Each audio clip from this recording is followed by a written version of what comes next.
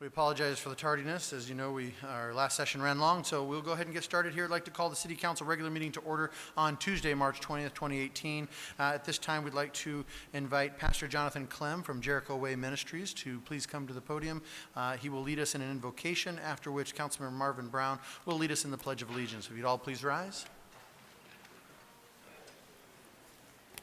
The scripture says, I exhort, therefore, that first of all, supplications, prayers, intercessions, and giving of thanks be made for all men, for kings, and for all that are in authority, that we may lead a quiet and peaceable life in all godliness and honesty. For this is good and acceptable in the sight of God our Savior. Heavenly Father, we ask for your wisdom and your peace to be upon this city and upon the mayor, the vice mayor, and the council members. We ask that your gracious heavenly wisdom would be on each of us. We speak peace to this city, and hope and joy would be here. And we also ask for your great protection as we lean on your divine favor. Grant that our leaders would be filled with wisdom to understand the great building projects as well as the widow and the orphan. We pray your blessing upon your people in Jesus' name. Amen. Amen. Remain standing, please.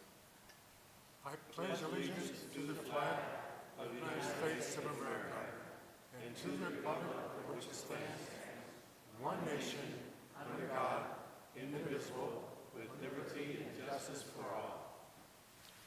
Thank you. You may be seated.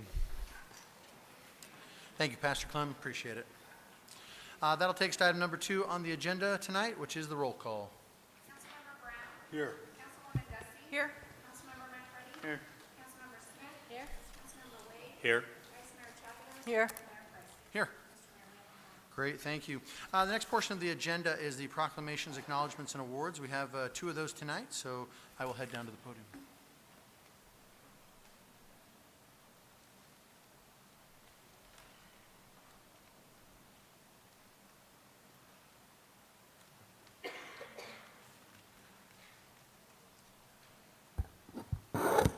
This evening, we have an award to present to all of our veterans, but really specifically the veterans that participated this year in the Casa Grande Otumtash Days Parade. If you're here for that, would you please come forward?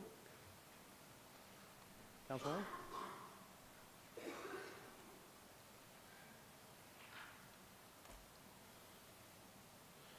So, if you don't know this, Casa Grande every year has a very long-standing parade, and it's one of those things that it kind of sneaks up on us every year, and every year we think we're going to be a part of it in one way, shape, or form or another, and every year it kind of sneaks up on us. But these guys were on top of it this year, and they actually put in a float. And if you don't know where it is, it's right down Florence Boulevard. Am I correct on that? And I've gotten to be in it before. It's a wonderful event, and I hope that we'll get more and more participatory in it as the years roll on. But in this time, these guys were participants in it, and they won first place in the motorized float and vehicle category. And so we want to give them a big round of applause and recognize them.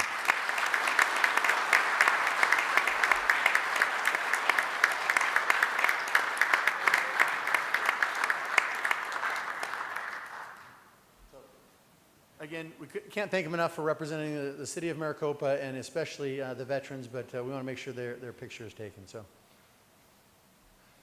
I guess I'm joining you.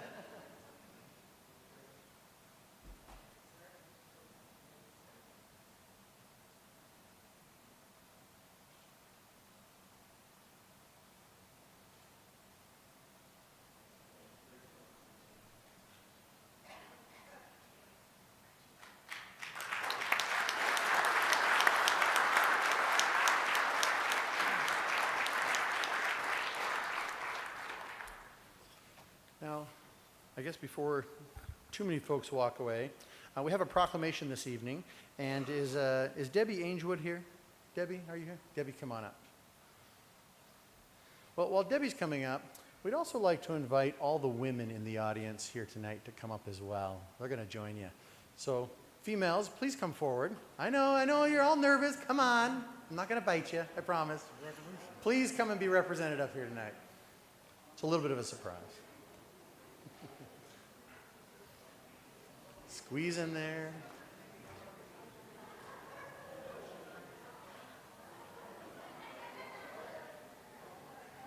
Come on up.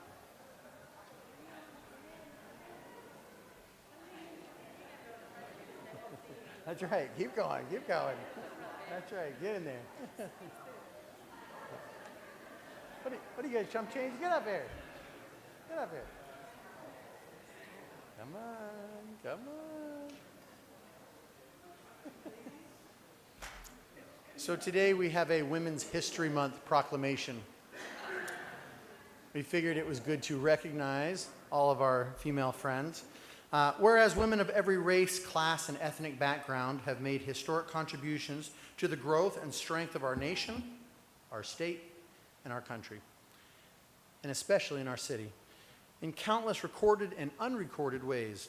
Whereas women contribute to the local, regional, and national economic development as business owners, partners, executives, entrepreneurs, and managers, and whereas women have played and continue to play critical social, cultural, and economic roles in every sphere of life by constituting a significant portion of the labor force, working inside and outside of the home, and whereas women have played a unique role throughout the history of Maricopa by providing much of the volunteer labor force in our city, and whereas women created and continue to play a vital role in sustaining Maricopa's charitable and philanthropic and cultural institutions, whereas women of all races, ages, and ethnic backgrounds have served and continue to serve as leaders and valued members of our city government, department directors, public safety, and staff, and whereas women have served our country courageously in the military, supported and encouraged military families through their leadership and their contributions in auxiliary organizations, and whereas despite all of these incredible contributions, we continue to honor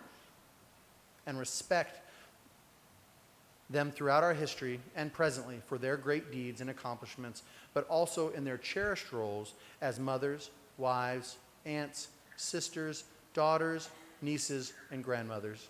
And whereas we wish to recognize and acknowledge all women for their wisdom, their strength, their resolve, their compassion, their dedication, perseverance, devotion, and unwavering love to all mankind. Therefore, I, Christian Price, Mayor of the City of Maricopa, do hereby proclaim the month of March 2018 as Women's History Month in the City of Maricopa. And on behalf of all the men in the audience and in the city, we thank you very much. We appreciate it.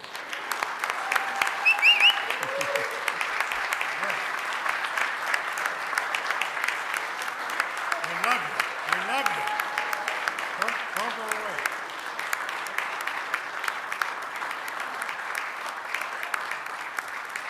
Monica, who are next?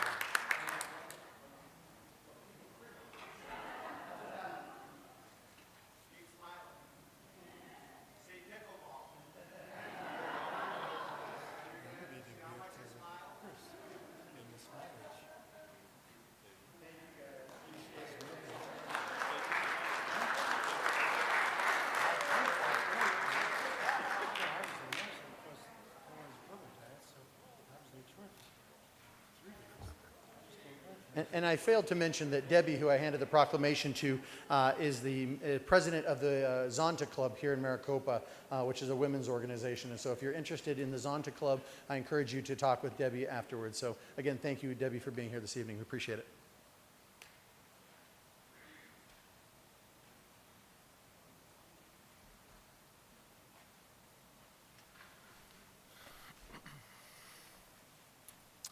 Okay, that'll take us to item number 4. It's a report from the mayor.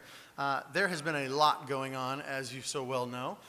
It has been a few weeks since we've met based on things that the council has had to be a part of, and so I'm just kind of run through a few things. I've attended lots of MAG meetings based on the leadership criteria that we are trying to resolve at MAG.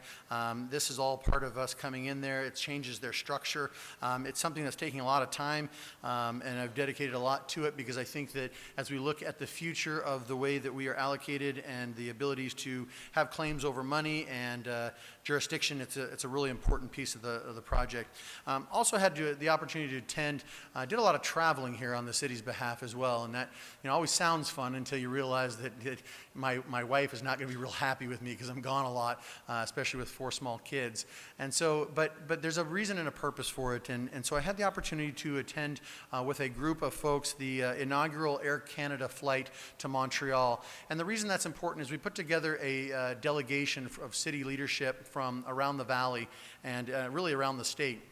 And I don't know about those in the audience here at the moment, but we have quite a strong contingent here of our Canadian friends, and that continues to grow year after year. There we go. There's some right there.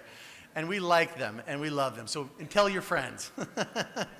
But at the end of the day, we wanted to make sure that we were doing our best to reach out. We are a member of several organizations called the Canada-Arizona Business Council, and then MAG, which is the Maricopa Association of Governments, and then also with GPEC, which is the Greater Phoenix Economic Council. And the idea was to go to Montreal just for literally 24 hours and return. And in that 24 hours, we met with a whole host of folks that we knew that would be a delegation trip to increase trade.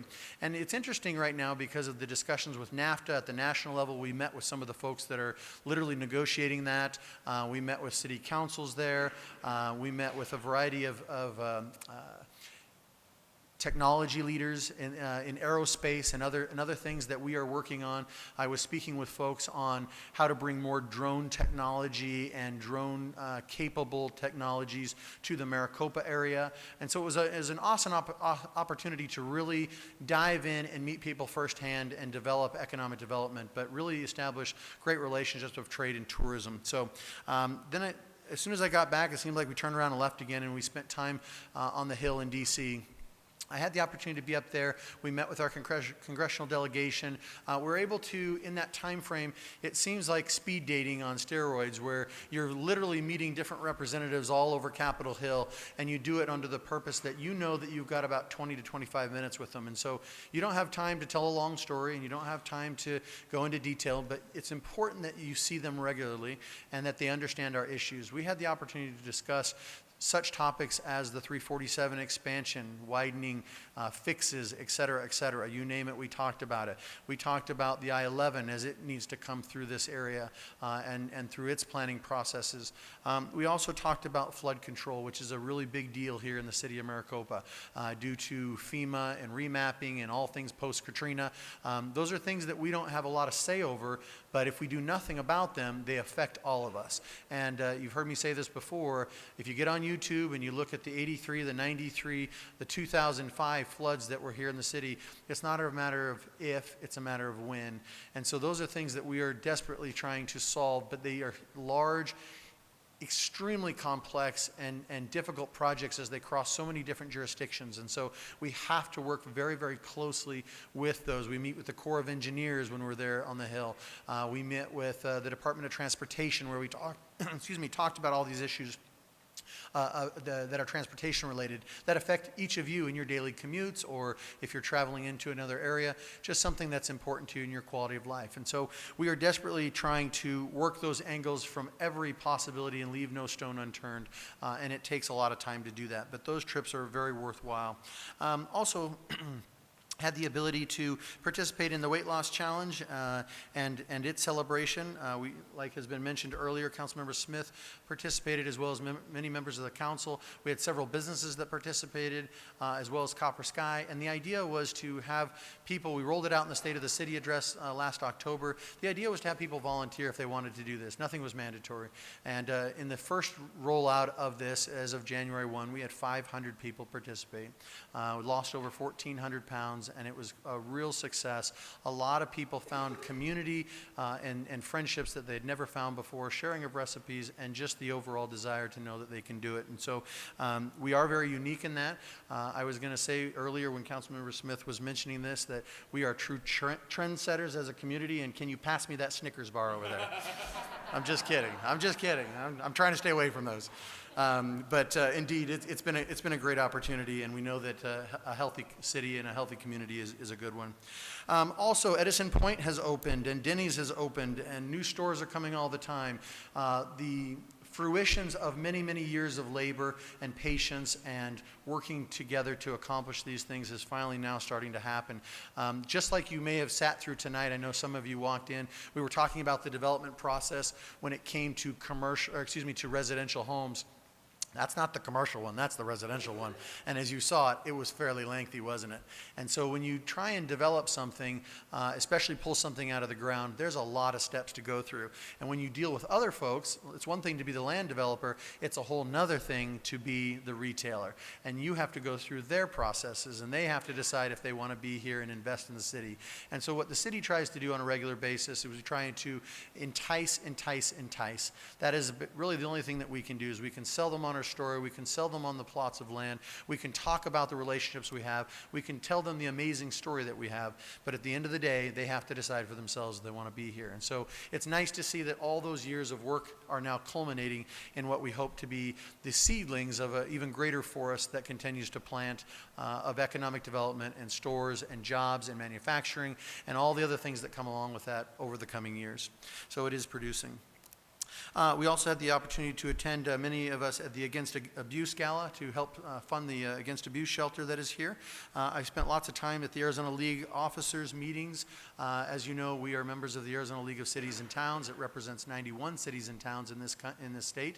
And our job is to go when the legislature is in session and to protect our local interests. There are a lot of bills that go through every year that, as the philosophy of the legislature changes politically, that they feel that they need to do certain things that harm your cities and towns. Well, the challenge with that is that the cities and towns are the ones that provide a lot of the services you depend on: roads, streets, lights, waste, all those types of things that you come to parks, come to rely on in your quality of life. And if those interests are infringed upon, then your quality of life is infringed upon. And so we go there to help protect those interests, to make sure that your interests are represented and protected.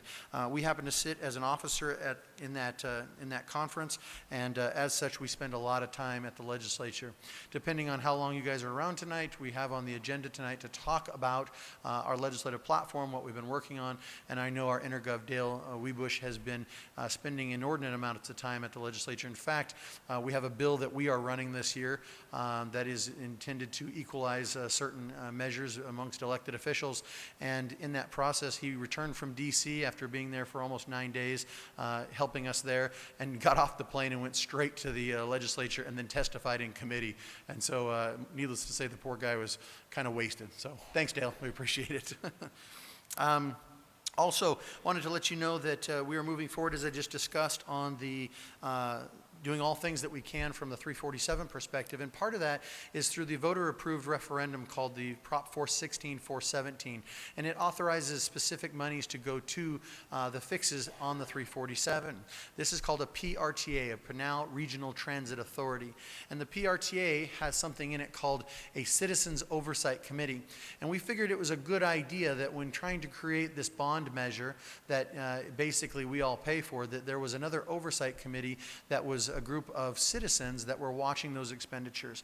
And so we had the opportunity to select an individual from the city of Maricopa, and with council I appointed Ms. Tina Dugan, who is going to sit as our citizens oversight individual, and so I just wanted to let you all know that's who has been appointed at that time.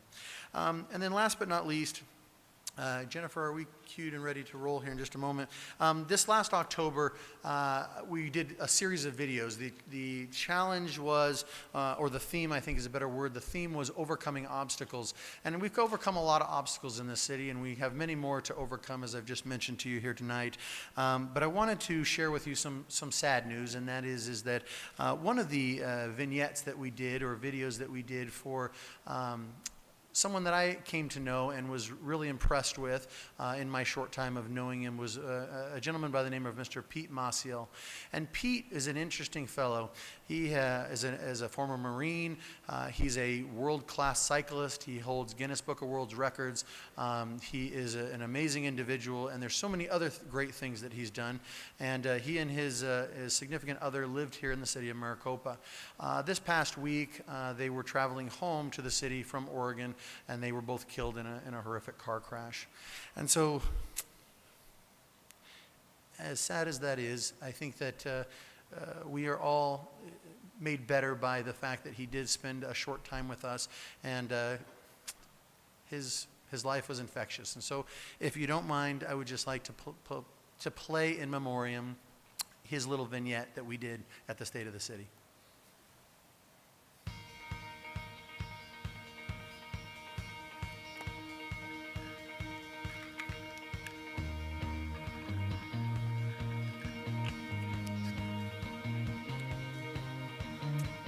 name is Pete Mastiel, and I like to think of myself as an ultra cyclist.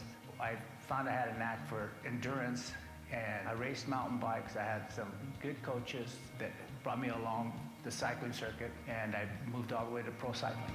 I wound up getting re-injured, and so I couldn't really do much of anything. I was down. They had the first mud run, and a friend of mine drove me over because I couldn't walk the quarter mile to the event because of my back. There was a lot of enthusiasm and just motivation, and it was just invigorating to watch everybody. I saw the mayor, and I heard about the challenge and stuff.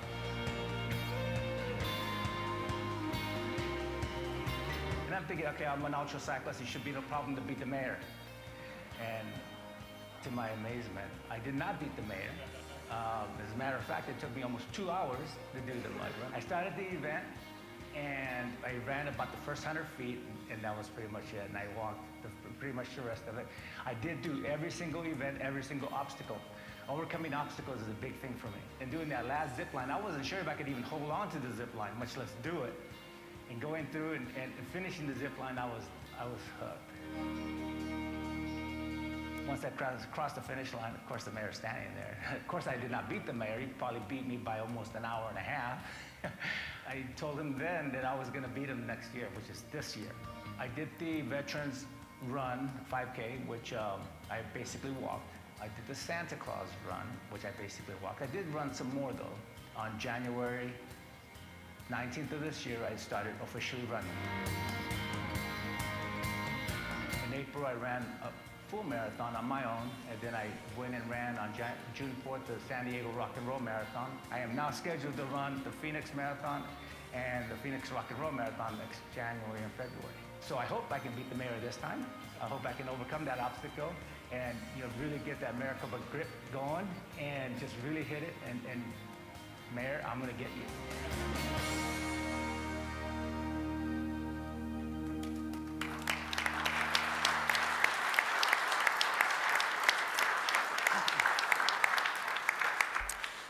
I don't mean to beleaguer or belabor the point, but Pete and Deb were great people, and he was, just so you know, as you saw with his smile, and he was infectious, and he really just was a great guy. Nothing could stand in his way, full of life, and they lived life to the fullest, he and Deb. It's funny, as I watched him on Facebook, he became just the best runner, and I couldn't keep up with him at all. In fact, when we ran the mud run together in this final challenge, he was kind enough to slow down for me because he was killing me. But at the end of the day, he was so funny because he used to run, and he formed a running group here, not just a cycling group in the city of Maricopa. And he used to bring and pull out his phone, and he would turn on this app called Strava, and it tracks from an aerial perspective your runs. And he could just run for miles. He'd run 20, 30, 40 miles and just keep running. And so he began drawing pictures from an aerial perspective so that he could post it, and it would be a picture like an artist that he had drawn based on where he had run. And it was hilarious. He would do machines, and he would do dinosaurs, and he would do hearts and love notes and all kinds of fun things. And so just with that, he will be sorely missed. So thank you, Pete. With that, we are going to move to one last thing from Vice Mayor Chapados. Thank you, Mayor, and thank you for that tribute. But it's all about overcoming obstacles and being an inspiration. So if you would join me in wishing our mayor a happy birthday today.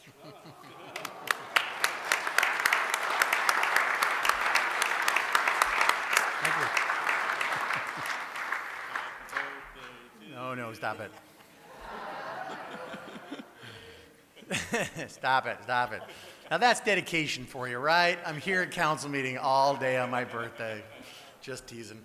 Thank you again very much for being here this evening. That concludes the report from the mayor, and we'll move to the report from the city manager. Mr. Mayor, I only have one item, and I'd like to invite Fred Gray up here. He wants to talk about the weight loss challenge. Good evening, Mr. Mayor, Vice Mayor, members of the council. Most of you already mentioned what I was planning to say with regard to the weight loss challenge.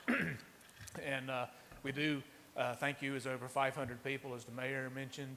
There was a celebration that Councilmember Smith mentioned, and I think we have a video regarding that, and I think I'll let that speak for itself and go from there. Thank you. Thanks, Fred.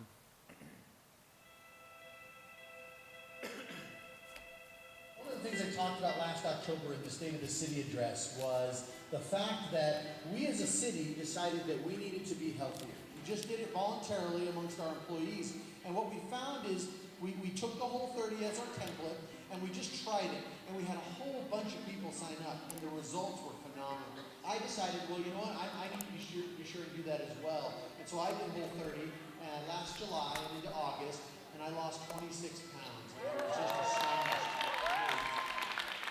In that State of the City, we also realized something else, and Matt hit on it, was that we really wanted everybody else to find the successes that we found. What I hope I'm echoing today is what you have done, and that is that while we all have scale victories, more importantly, I think we all have lots of non-scale victories, right?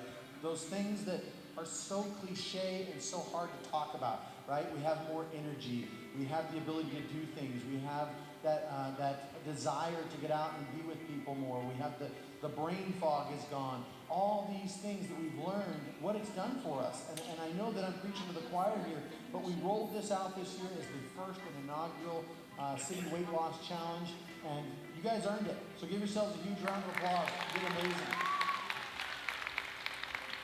I think it was an incredible challenge that inspired a lot of people to get active, change their eating habits, whether they did Whole30 or keto, or you just have to find what works for you. I've been changing my lifestyle since June 5th of last year. I've lost a total of 145 pounds so far. I think the city events are one of the things actually that keeps us here as a resident. And the way the mayor himself and the council participate and interact with the residents, and that it is such the definition of community, is absolutely what makes Maricopa awesome. Weight Loss Challenge was absolutely amazing to see the community come together, total strangers getting together with one common goal to lose weight, and that seems to be one of the biggest issues community-wide and United States-wide is how can I get myself to lose weight? And you can't do it alone. We know that, like they say, if you want to go fast, go alone. If you want to go far, go together. We do that in the city. We want people to join together, and we want people to support each other. And it was really that support that made this challenge the difference. Join the Facebook, see who's on there. You will connect with people. The amount of connection people have. If you're afraid because other times you didn't connect with people and you weren't able to do this, trust me, everybody on there is a coach and they'll help you get to your goal. I love to see tons of interaction, liking posts, adding input, taking pictures of your food pictures, which are big, and exercise pictures. And we just want to see you participating, enjoying fitness, and we'd like to see the challenges that you go through too. We want to know your story. This has been life-changing for me. I don't want to be too dramatic, but it's been really wonderful. Not only for the changes in my health that I feel, but also the sense of community, because I'm fairly new to this area. It has been wonderful connecting with the people, getting the inspiration of their stories. It's just been wonderful. All of the little things that we have going on for the community, it's very important to me. I wanted to be part of something like that. And my daughter moved here. We followed her out here, and she'll be bringing up her children here. And this just seems like a very wonderful location to bring the family.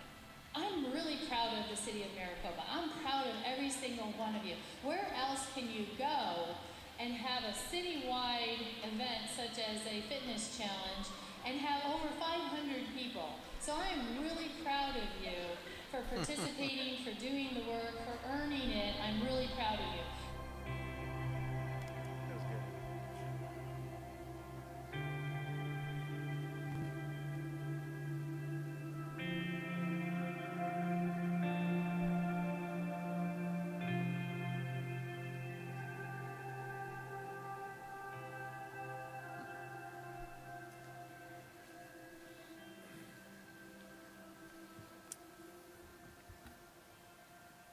So if you're here in the audience or on the dais, and if you participated, would you stand? I know some are here. Congratulations.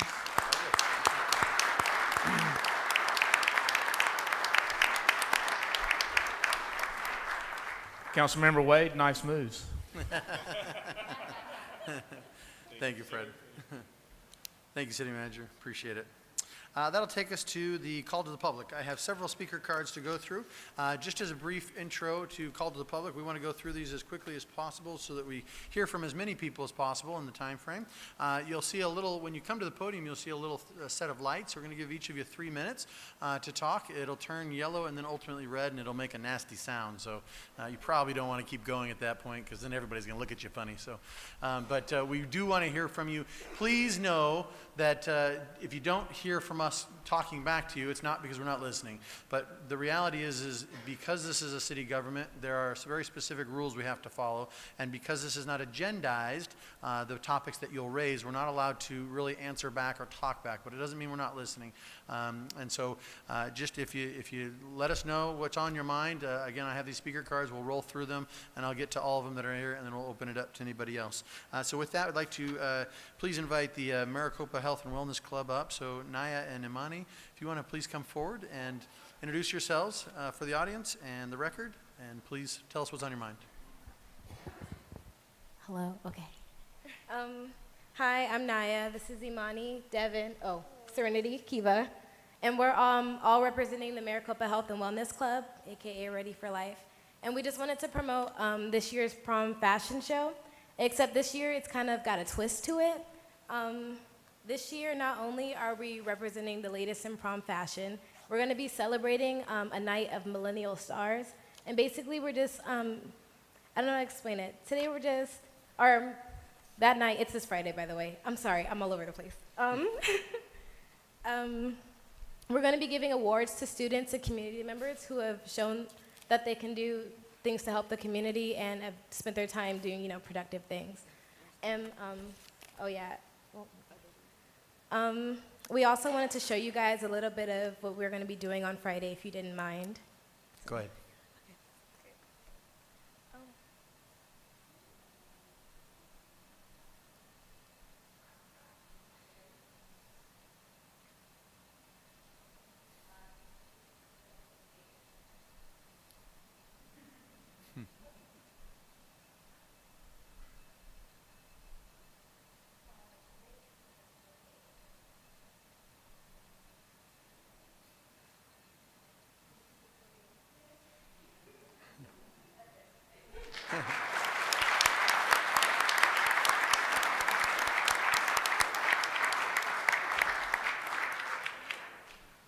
And Naya, would you give us the date and time one more time, just for everybody in the audience?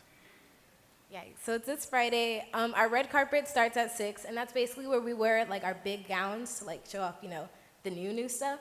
And then the actual fashion show and award ceremony and stuff starts at 7. So, Perfect. yeah. And where is at the that Maricopa High School Performing Arts Center. Perfect. Okay. Thank you, Naya. Appreciate it.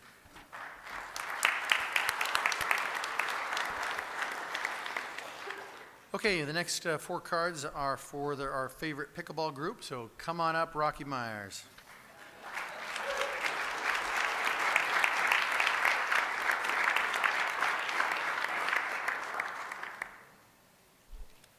Mayor and council members, I'm Rocky Myers, USAPA Ambassador here in Maricopa. Pickleball is the fastest growing sport in America as well as here in Maricopa. Pickleball is for the young, the old, and the in-between. It's for the entire family.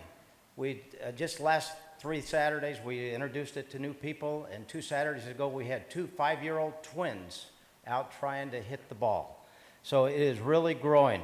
Would all the pickleball players that are here tonight please stand? Woo.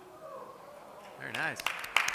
As you can see, it's a very popular and growing sport. Now, a month ago, the city of Chandler opened 6 public pickleball courts at Dobson and Chandler Boulevard. They converted 2 tennis courts to 6 pickleball courts. A month from tomorrow, on April 21st, the city of Ahwatukee in Pecos Park will open 16 public pickleball courts, each individually fenced and lighted. These are public courts that we can play on. Next year, or the year thereafter, coming up, Costa Grande at Dave White Park will be converting 2 tennis courts and a basketball court into 9 pickleball courts to go along with the 3 pickleball courts that they have there already. And again, these are public courts. We currently have close to 3 dozen or more pickleball players driving to other cities every week to play this wonderful game.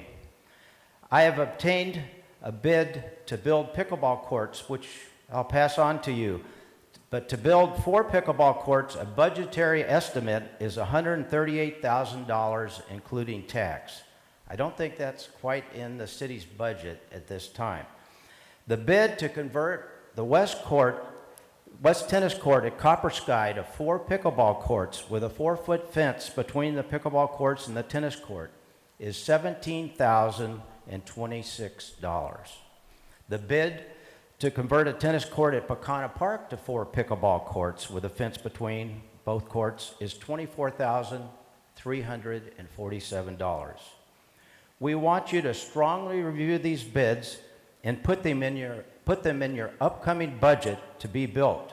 We have been teaching kids at both middle schools, so let's provide them, as well as all the families, residents here in Maricopa, pickleball courts to play on. We are talking about having 16 people, that's 4 people to a court, because pickleball is played as doubles, playing at the same time and still having a tennis court to be played on the other court. This is maximum utilization of your present resources. Thank you for your consideration, and I'll give you these bids now. Perfect. Thank you, Rocky. Appreciate it. Come on up.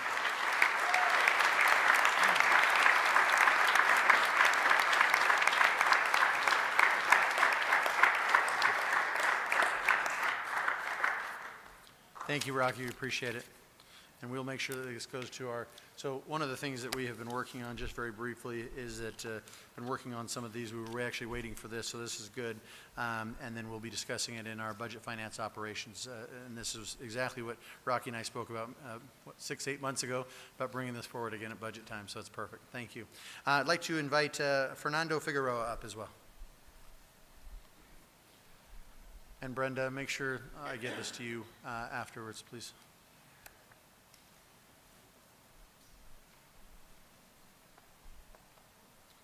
Hello.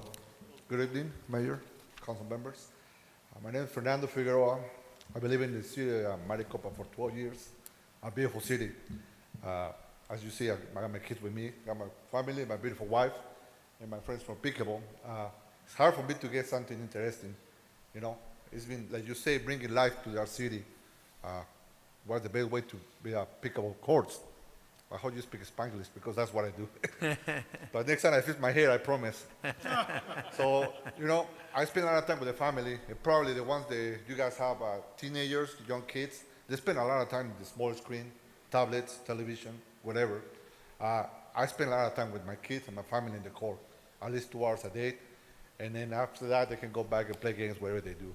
For our family, that's really, really grateful, and I really, really appreciate it. We love this game, and we hope that you guys help us and build the court for out there, because we don't have to travel a lot. We went to different courts, and they look beautiful. So back in Copper Sky, it started getting kind of busy. So, you know, I think we start growing out little by little. So, you know, I hope we can make our wish come true. That's all. Thank you very much for your attendance. Thank you, Fernando. Appreciate it.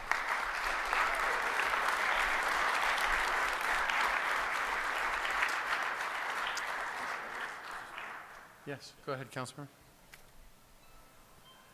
Fernando, you know, as parents, we always want to know if our kids are doing things that they're supposed to do when they're not being watched by us. Your son is an example of that. He's a great young man. Your oldest son is a great young man. He was part of a group that we talked to at Desert Winds Elementary, and he participated. So just want you to know that. Thank you.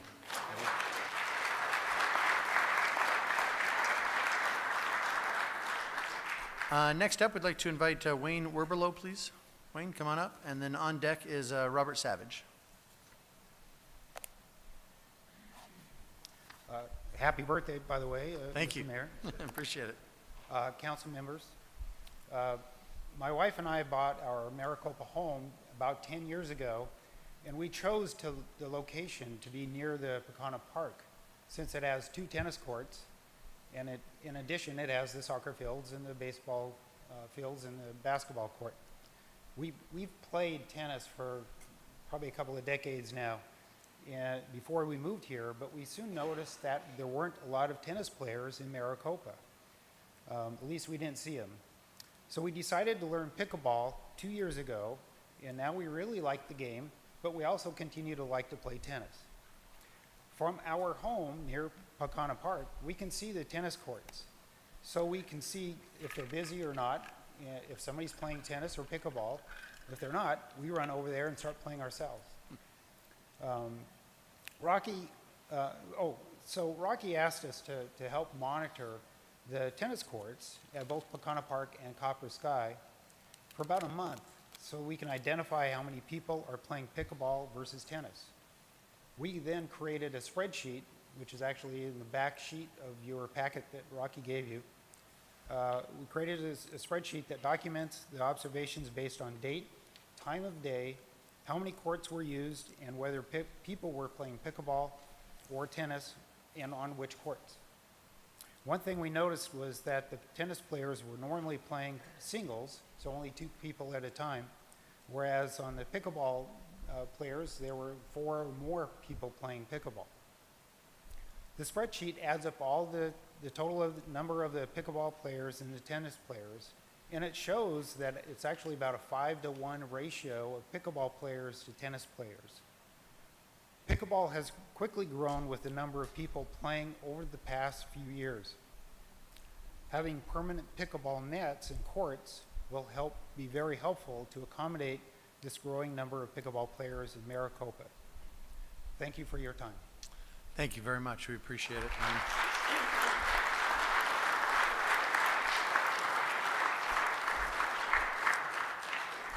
Robert, the floor is yours. Good evening, Mayor, Vice Mayor, council members. I'm Robert Savage, a resident of Maricopa for about 5.5 years.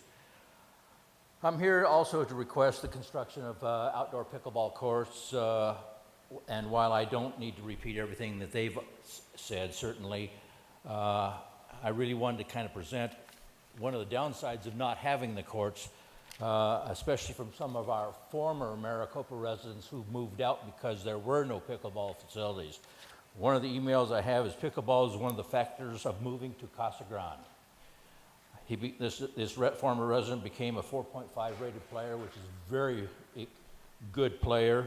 He lived here for a couple of years, and because there were no facilities, moved out and moved to Casa Grande.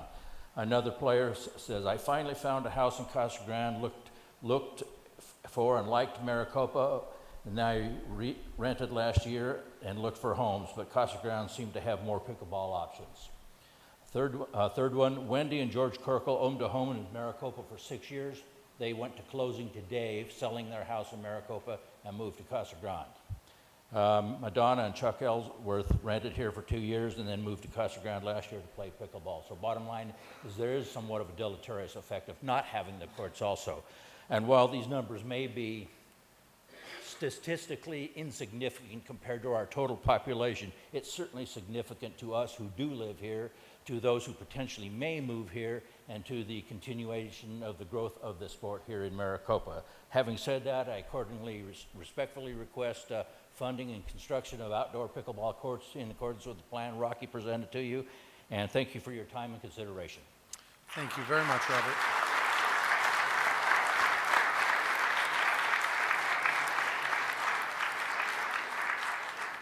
Thank you very much. I'd like to now call up Judith Lang. Zaymont, of course, but everybody knows that part.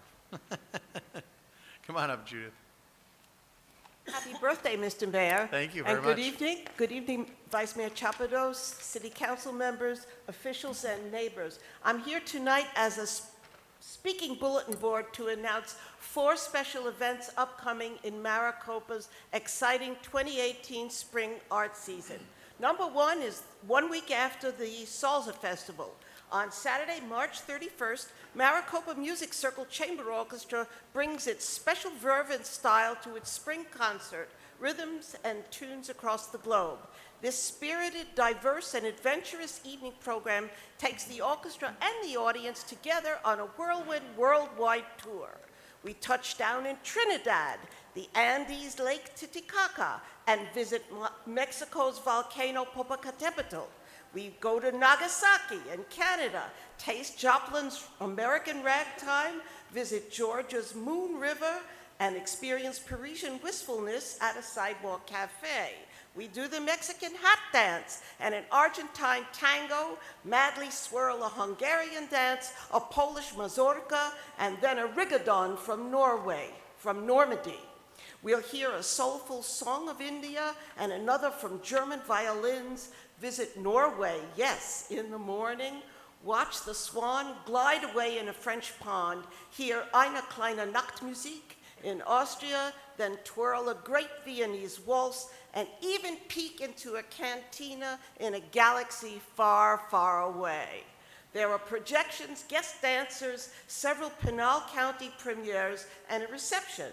The concert takes place at the Maricopa Agricultural Center, 7 p.m. Saturday, March 31st. The next week, on Thursday, April 5th, comes the opening reception for MCE's Artist of the Month, Navajo weaver Tiffany Yazzie. She's a local Maricopa resident, and she's currently weaving a series of textiles traditionally known as eye dazzlers because of their very vibrant colors. A few of her textiles in this series remind us of Navajo legends, being colorful pictorials of the great tree of life. The reception begins Thursday, April 5th at 5:30 p.m. at Maricopa Center for Entrepreneurship. 1 month after that, on Friday, Saturday, May 4th and 5th, Maricopa Community Theater presents the 2012 Pulitzer Prize-winning play, Water by the Spoonful. MCT's production of this absorbing drama will be at Honeycut Coffee. And then later on in May comes a brand new to Maricopa special arts event, Cloth on the Person and on the Wall, an exhibit of textiles and fashion show together, featuring Maricopa's own artisan talents. Our city is full of creative spirit. Please come down and join us for a few of these events. Thank you. Thank you, Judith. Appreciate it. Thank you. I'd like to call up Cynthia Morgan.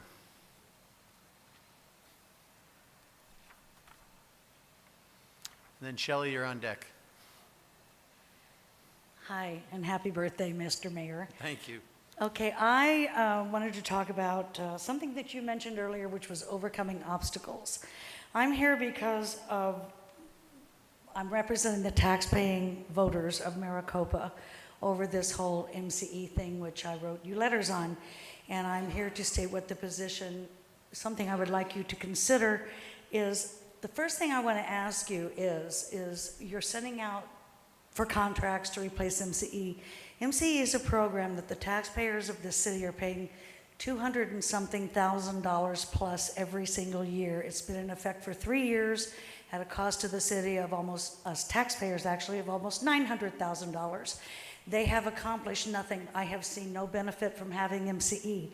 Now we're going out and asking for bids for other companies which are not based in Maricopa. It's a program that had a good idea, but the problem is, and the city did nothing wrong, when the city and the chamber split, the city needed something to do to bring business to Maricopa. And I understand that. And like I said, the city was in the right. They protected the taxpayers. Right now, we have a Chamber of Commerce that is functional. We have a Chamber of Commerce that is more than that. It's wonderful. We have a good board. I'm trying to let you understand that the boogeyman that some of you are afraid of does not exist in Maricopa anymore.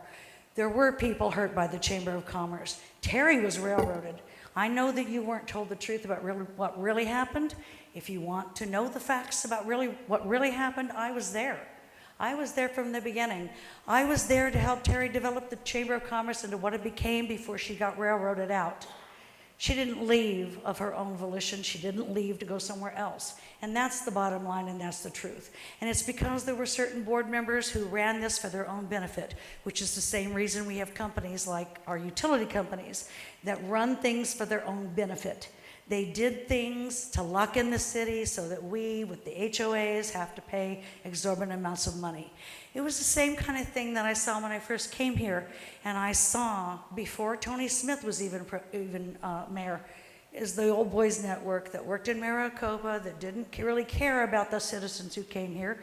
They had their own agenda, and that was the way they ran things. And unfortunately, the chamber got involved in a situation where we had a certain member who was the president of the board, who was his own agenda, who was the head of one of the companies that we have aforementioned.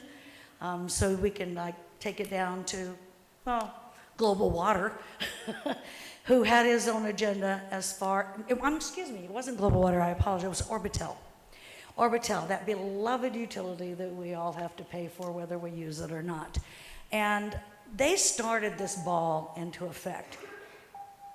So I'm asking you, give it 6 months, let the chamber do what the chamber does because it's vibrant to a community. Why is there a rush to give money to an outside entity, taxpayers' money? Let the chamber do it and see if it works because I guarantee you it'll be the best thing for this town. Thank you. Cynthia. Appreciate it. And Shelley, you're up. First, thank you, Mayor, and happy birthday. Thank you. Thank you, Vice Mayor, and the entire council, because every single one of you has been part of the success we had just last month at the Copa Shorts Film Fest. It was an amazing event. Everyone kept saying how great the films were, and I have a lot of thrills and thank yous for all of you being involved. Everyone in the audience who was involved, everyone who in some way helped us. In addition to the council and the mayor, we also had some local winners. Caden Rogers, a middle school Maricopa Wells student, took the prize in the middle school category. His film was amazing, and the reviewers gave it an 8.7 out of 10. Last year, the films in the middle school category did not come near to that kind of rate. Izzy Watts, who's a Maricopa resident, had her first documentary, and she was the star of last year's Best of the Fest. Mason Callejas is here, and he put in a documentary about the monumental effort the show-offs and other people did to go to Houston, well, to Texas, to help with the aftermath of the hurricane. And I also want to thank May Tallwing, you may know as May Donahue, who did our fabulous cover and is already working on year 3 with 3 horses on it. We've had so much support from the community, and we're extremely grateful. But we're going to be restructuring things a little bit next year to really emphasize the students' work. There'll be a separate category for middle, high school, and also the college students. And we're going to do some lively and wonderful things to sponsor things that really mean a lot to the community. So you'll see a few changes, but I hope you'll stay on board and work with us because we really had so much support. We have wonderful things planned. So I want to thank you all for your support. Please be involved. We're going to have workshops during the year again. They will be free. We're looking for funding. We've got a lot of new innovative things, and you'll be hearing about a crowdfunding campaign that we're running through something called The Community Thrives, and it's called CrowdRise. And if we can raise $3,000 with that, we'll be able to qualify for anywhere from $10,000 to $150,000. And we get to keep the money we do in the crowd raising anyway. But it's a great thing, and I'll start sending it around so people can hear about it. But we're so excited because we're getting more and more people involved. This year at the festival, we had a number of returnees with films, and that tells you we're successful. So we really feel good about what happened, how much people learned, and how much fun everyone had at the festival. So thank you very much. Thank you, Shelley. Appreciate it.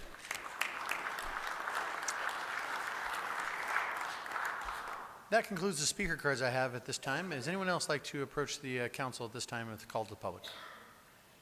By all means, please state your name for the record.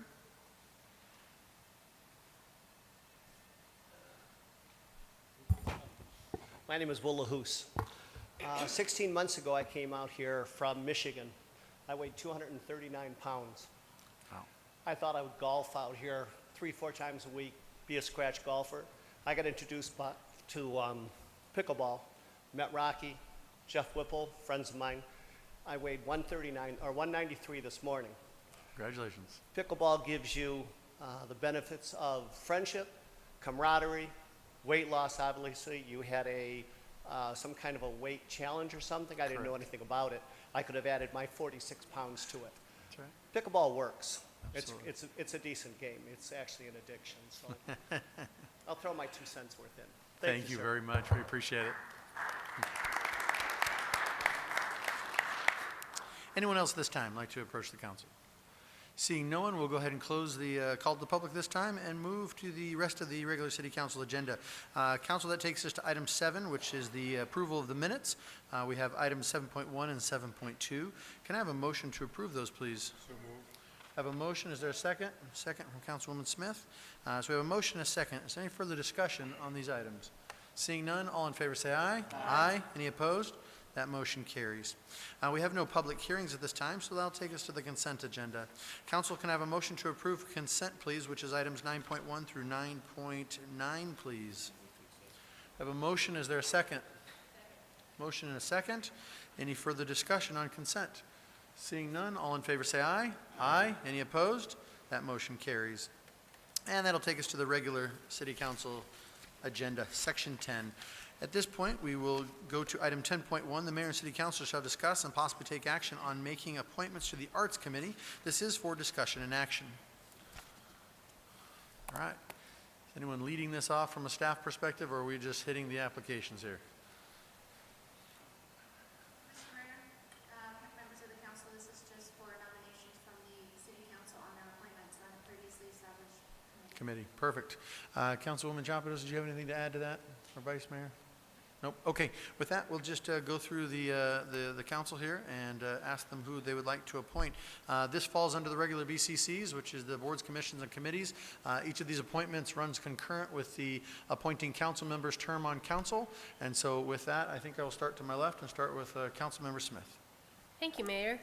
The person that I'm going to nominate, I love the way that she described herself in her application. She said she's an artist who uses color, texture, and food, as well as other mediums, to convey and invoke emotion. I love that.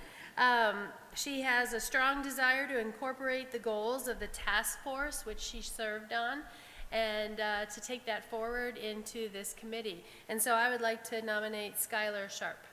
Thank you. So we have Skylar Sharp. Now, we'll just do this as a slate as we go through unless there's an issue. But like I said, I'm writing this down here. Thank you. Councilmember Wade.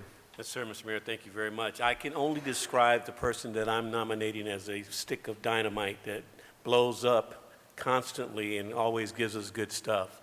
And I'm very proud and honored to be able to nominate this person. I nominate Shelley Gillespie. Shelley Gillespie, thank you. Councilmember Brown. Mr. Mayor, I have the distinct honor and pleasure of appointing a lady that has burst upon the scene just about some 4 years ago, introducing the kind of energy and excitement that Maricopa had never experienced. We saw a demonstration tonight.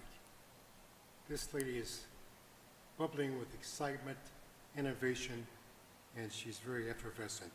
It's my pleasure to appoint Judith Zamont. Judith Zamont, thank you.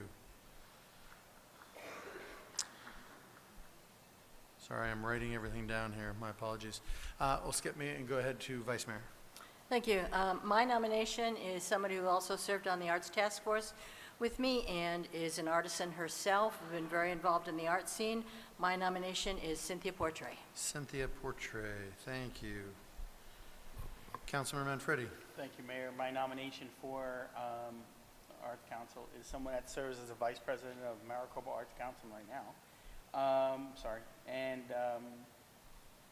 has served with Peggy here, vice mayor, before. Yeah, so it's Angelina Martin. Angelina Martin. Thank you. Councilwoman Gussie. I'd like to nominate an individual who's been very active in the performing arts. He's been working with our youth here in the community for several years, Matt Ortega. Matt Ortega, thank you very much. And then last but not least for me, same thing. I'm going to go back and go a little history here. Throughout the, over a decade now, somebody that has been trying to make things happen from nothing when no one else was doing it, and they've really come a long way.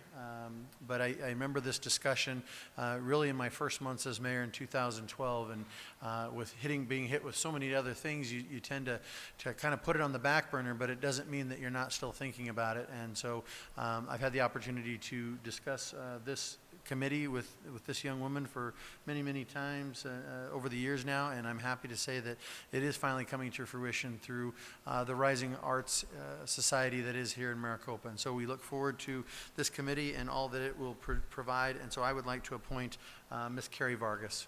And so that will be my nomination, as she is a performer in the theater. That is the slate that we have before us. Is there a nomination to move the slate? Yes, Vice Mayor. Mr. Mayor, I move to approve the appointment of the 7 individuals nominated by my respective council members for the new Arts Committee. So there has been a motion and a second for the new Arts Committee and moving the slate. Is there any further discussion on this? Seeing none, all in favor say aye. Aye. Any opposed? That motion carries. Thank you very much, and thank you to all those of you who are willing to participate in this committee. We appreciate it. We look forward to your counsel and guidance as we move forward. That'll take us to item 10.2, the Mayor and City Council to discuss possible take action on appointing one citizen to fill a vacancy to the Cultural Affairs Advisory Committee. This is for discussion and action. I believe this appointment today is that of Vice Mayor Chapados. Thank you, Mayor. One thing I neglected to mention, my nominee, Cynthia Portray, is currently a member of the Cultural Affairs Committee. She has requested a change to the Arts Committee and has effectively resigned from Cultural Affairs. So due to another change in committee membership, it is my pleasure to nominate Viola Najjar to the Cultural Affairs Committee. Viola, thank you very much. That is the nomination council. Is there a second to the Vice Mayor's nomination? So second. Any further discussion on the applicant? Seeing none, all in favor say aye. Aye. Any opposed? Thank you very much. The motion passes. Congratulations. Appreciate you. That'll take us to item 10.3. The Mayor and City Council shall hear a presentation on the state legislative activity and the pertinent issues to date. This is for discussion only. And Dale, take it away. Thank you, Mr. Mayor, Vice Mayor, and Council. What I'll try to do is go through some generalities, and then I'll focus on a handful of specific bills, and then I'll try to look into my crystal ball and give you what the future may hold. So far this year, we've had 1,165 bills introduced, and a little over 160 memorials resolutions. 1,165 is about average. Sometimes we've got a few more, sometimes a few less. Eventually, you'll see about 300, 350 get all the way to the governor's office. Vetoes average somewhere in the neighborhood of 15 to 20, depending upon who's in the governorship and what parties are at odds with each other at that particular year. There will be a package of budget bills introduced as well, and I'm going to talk about that more towards the end. One of the things I'm also going to briefly touch on is just the other day, the governor released his school safety plan, and so I will be going into as much detail as is publicly available so far on that. We will be seeing some legislation come forward on that too. So 70 bills have passed and made it up to the governor's desk. He has signed 42 of them. None of them are pertinent to our issues as city folks. This Friday is the last day to hear bills in committee, with the exception of appropriations. They normally don't meet on Fridays, so it's really going to be probably this Thursday. I know that in Senate Judiciary on Thursday there are 14 bills, and it starts at 9 o'clock. So my expectation is that we will go up till about noon that day. They'll break for lunch, they'll go to the floor, work for 2 to 3 hours, then we'll reconvene. And so if anybody wants to text me at about 10 p.m. Thursday night, I'll still be down at the Capitol if our bill hasn't been heard yet. For 2 years in a row, the Senate Government Committee, which used to be chaired by Senator Gail Griffin, I was the last person to testify 2 years in a row. And the first year I just thought it was an anomaly, and the second year I went up to her and I asked her, and she goes, "Oh yeah, I put you last." And I said, "Well, is that a good thing or a bad thing?" She goes, "Well, I like to close out my committee with some robust testimony." So I took that as a compliment, and I will continue to do so. We normally try to hit the 100-day mark for sine die. Sine die is a Latin term, which actually means without another day. And we've had close to that in the past. The last 3 years we had 122, we had 117, and then in 2015, Governor Ducey's first year as governor, we actually went 81. That was the government operating at the speed of business year. And so my expectation is we'll be 100, 110, something like that. There's a little bit more money. And that's a good thing for budget negotiations. Revenue projection, actually revenue that came in is 257 million over projections for the fiscal year. And so they're pretty happy about that. Now the downside of that is that there are going to be many interest groups that are going to want a piece of that new bigger pie. I have suggestions, and it's spelled H-U-R-F, but that's just me. Absolutely. I'm going to go through a handful of bills, kind of catch you up where they're at. When I actually put this presentation together and put it into Legistar, it was prior to going to Washington, D.C. And a lot of things happen in that period of time, and then some things remained the same, which was kind of an interesting pattern. I expected massive changes to a lot of these issues. And I think because this is the last week to have hearings, everybody kind of waited, procrastinated. Lobbyists are no different than any other people when they're trying to accomplish a difficult task. They wait till the last minute. The first bill that I want to talk about, which is 2501, which is the PTSD workers' comp presumption bill. Essentially what this bill would have done is that a public safety officer or employee, so fire, police, essentially would be able to go to a therapist of their choice and be declared that they have PTSD, and that'd be it. There'd be no independent corroboration. There'd be no ability for our medical people or our psychological people to weigh in on that. A couple of years ago, there was a bill that successfully passed where the employers of public safety personnel would provide 12 visits to a therapist.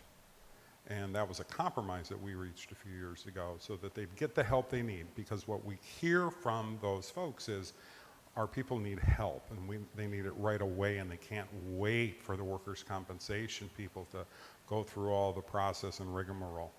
And so we gave them 12. And we were going to collect data as to the success of that, and then this bill showed up, where it's just a carte blanche. Fortunately, I just lost my PowerPoint. Oops, oh well. You have it in front of you? Okay, there we go, thank you. So this bill flew through the House, 50-some yes votes. Got over the Senate. And thankfully, the Senate leadership, who are three pretty seasoned people in the majority party, including President Steve Yarborough, they said, this is way too much. This is way too fast. And there really was not a good stakeholder process involved in it. And so this bill has basically stopped moving, which will be a savings of, the league did some calculations on this, because cities and towns are the largest public safety employer in the state, obviously. 70% of all public safety people are employed by municipal government. Nick Ponder from the league figured out this would be about $83 million to all the municipalities. And so this bill was double assigned, but it never got its second hearing, which basically tells me that this bill is not going to go forward at all. I'd be surprised if it did, quite frankly. The next one, I didn't bring it up with me. I had it in my hand. I should have. 2579, this is a cable licensing bill, taking the authority of cable licensing out of your hands and putting it into the Secretary of State's office. And then basically getting rid of all the regulatory authority that we would have. And so if they did a street cut to put in a line, and they did a lousy job in repairing it, we wouldn't be able to go to them and exercise anything over them. So this was another bill that was not brought forward. It's big, it's fat, it's complicated, and it was, the draft of it was shown January 16th, which is already into session. The actual bill language showed up the last day you can introduce bills. And the House has a tendency to be more anti-city than the Senate. I think a part of that is that the Senate has people that have more experience in government, generally speaking. Maybe they were House members already, or maybe they were council members before. We do have an ex-mayor who's in the Senate, for example, Karen Pham. And so it had its first hearing yesterday, and it was brutal because there was no agreement between the cities and the cable providers. There's been attempts at negotiation, but nothing had come forward. But then during the committee hearing actually yesterday, the Cox person said, well, we've got an amendment, and everybody's just going to be really happy about this now. And nobody really kind of bought that. Well, at 4:30, I printed the amendment. It showed up for tomorrow's 2 o'clock hearing. It's 38 pages long. I apologize for not having digested it in time for this presentation. But from what I can tell, and then in some communication that I've had with some other people looking at it, it does not satisfy our needs, because Senator Smith, Steve Smith, one of our own senator, he's the chair of the committee yesterday, and he said from the podium, my city doesn't like this bill. And when I had talked with him, and the mayor's talked to him as well, I said, so under this bill, if they came and dug a hole in your yard to put a new line in and then did a lousy job of repairing it, you couldn't come to the city and complain. We'd have no authority over that. And I would say, in my relatively short tenure here at the city, but my long association with Senator Smith, it was the first time he ever agreed with me on something. At first blush. Eventually, sometimes he comes around.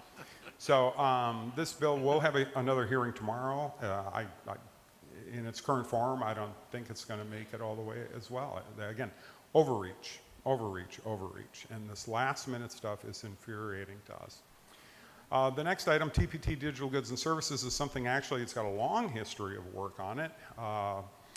There was an interim committee that met several times. Members of the league were actually a part of the committee and testified several different times. The issue is, shall we tax things that we get out of the internet? Should we tax things on the cloud? Because when you look at, historically, we tax something we can feel, we can touch, we can smell, we can taste. But in statute, it also says that which can be measured. You can measure in gigabytes and megabytes and kilobytes. And so there is statutory authority to tax these issues. And as time goes on, we're going to have more and more things that we purchase that way versus walking into a store. So there are some ballpark figures on damage to the fiscal situation for cities and towns across the whole state. It would be around $40 million for the state. Lee Grasstrom, the tax specialist at the league, estimated to be about 140. That's a pretty big hole to punch into a budget when you're just starting to recover. So the House bill, again, went through. But things are bogged down right now in the Senate, and there's been no activity on this bill for a few weeks. Again, I thought something might have happened while I was gone, because they like to do things when I'm not looking, but I'm usually looking. Okay. If you have questions along the way, too, on any particular bill, let me know. Otherwise, I'll also, take questions at the end. I'm sure Councilmember Brown has something he'd like to ask me at some point. Councilmember Wade? In reference to the previous one you just did on the TPT, is that been associated with conversations relative to the Realtors Association? Mr. Mayor, Councilmember Wade, The Realtors Association and the TPT bill have not been connected.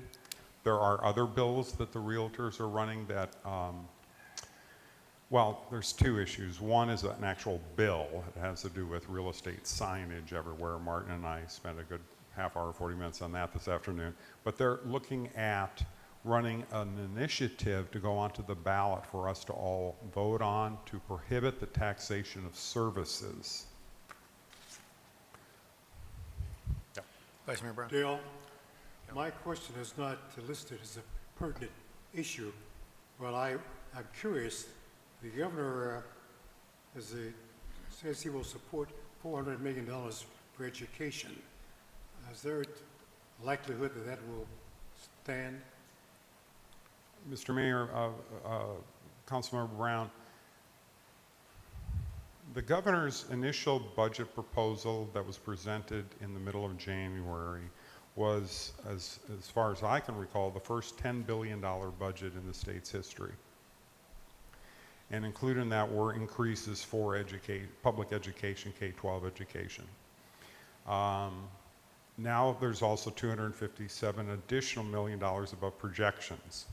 And so when I talked earlier about that, people are now seeing that the pie is bigger, and I joke that I'd like to see Herb get some of that. I'm sure he will try to put more into education. The rub becomes when you start negotiating on a budget, in particular with quite frankly, certain House members. And for them to vote yes on a budget, they want something. So I can't promise you it'll be 400, you know, but I know it will be additional from last year. Thank you. Okay, eventually I'm going to get to a good bill that we like, but just bear with me for a couple more minutes here. These first two, 1404 and 2352 on occupational regulation, as introduced, these bills were, well, especially 1404, said that we could never have another occupational license from what we have today. And we could never increase fees on any of our licenses. And one of the points I had made to some senators was, we're a city of 50,000, we have X kinds of businesses now. We only have, I think, maybe 8 occupational licenses total. But when you get to a certain population threshold, other types of business come into your community, and they're usually adult-oriented. You're going to tell me that we're not going to be able to have a license related to that kind of industry in the future? So they put an amendment on it that said, this doesn't have to do with adult businesses. But the freezing is just, again, so many new things come out all the time, new industries, things related to technology, that to stop us in our tracks. People saw the folly of that, so that bill is dead, 1404. 2352, on the other hand, got immensely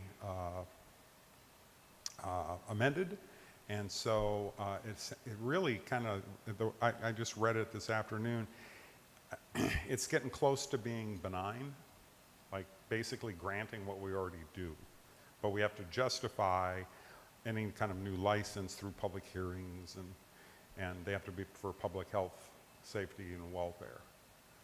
So it's a procedural kind of bill now instead of a prohibition type of bill. 2126, our own Representative Leach introduced several bills related to GPLIT, Government Property Lease Excise Tax. He does not like GPLIT.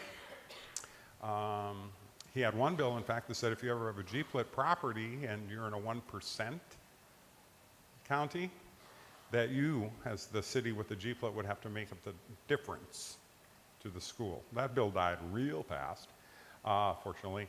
So he had, I think, 4 or 5 total. This is the only one that's left. And we don't have any current GPLIT properties, but we do have city-owned properties where we could use it. This is where you have a piece of government land and a developer comes and says, I would like to put up a building, however, I don't want to buy the land, so then you enter into one of these agreements and they pay you the least excise tax instead of property tax. It's going to be a reduced dollar amount, but you generate economic activity from the new development. All this bill really is doing now is saying that it used to be that 5% of your total land mass is what you could use for a GPLIP in any city or town. This will bring that down to 2.5% of your total land mass. That's basically what this bill does now. So pretty benign. Home-based businesses. This is a bill that I think several departments, my colleagues that sit over there at the white table, were concerned about. The initial bill said that it's a right to have a home-based business. And we had concerns from police about traffic flow, illegal activity. The bill basically said we have no right as municipal officials to look into what the home-based business is, and there are issues related to signage, employees coming and going, and it got toned down a bit, but still there were a lot of concerns. And this bill was dual assigned in the Senate.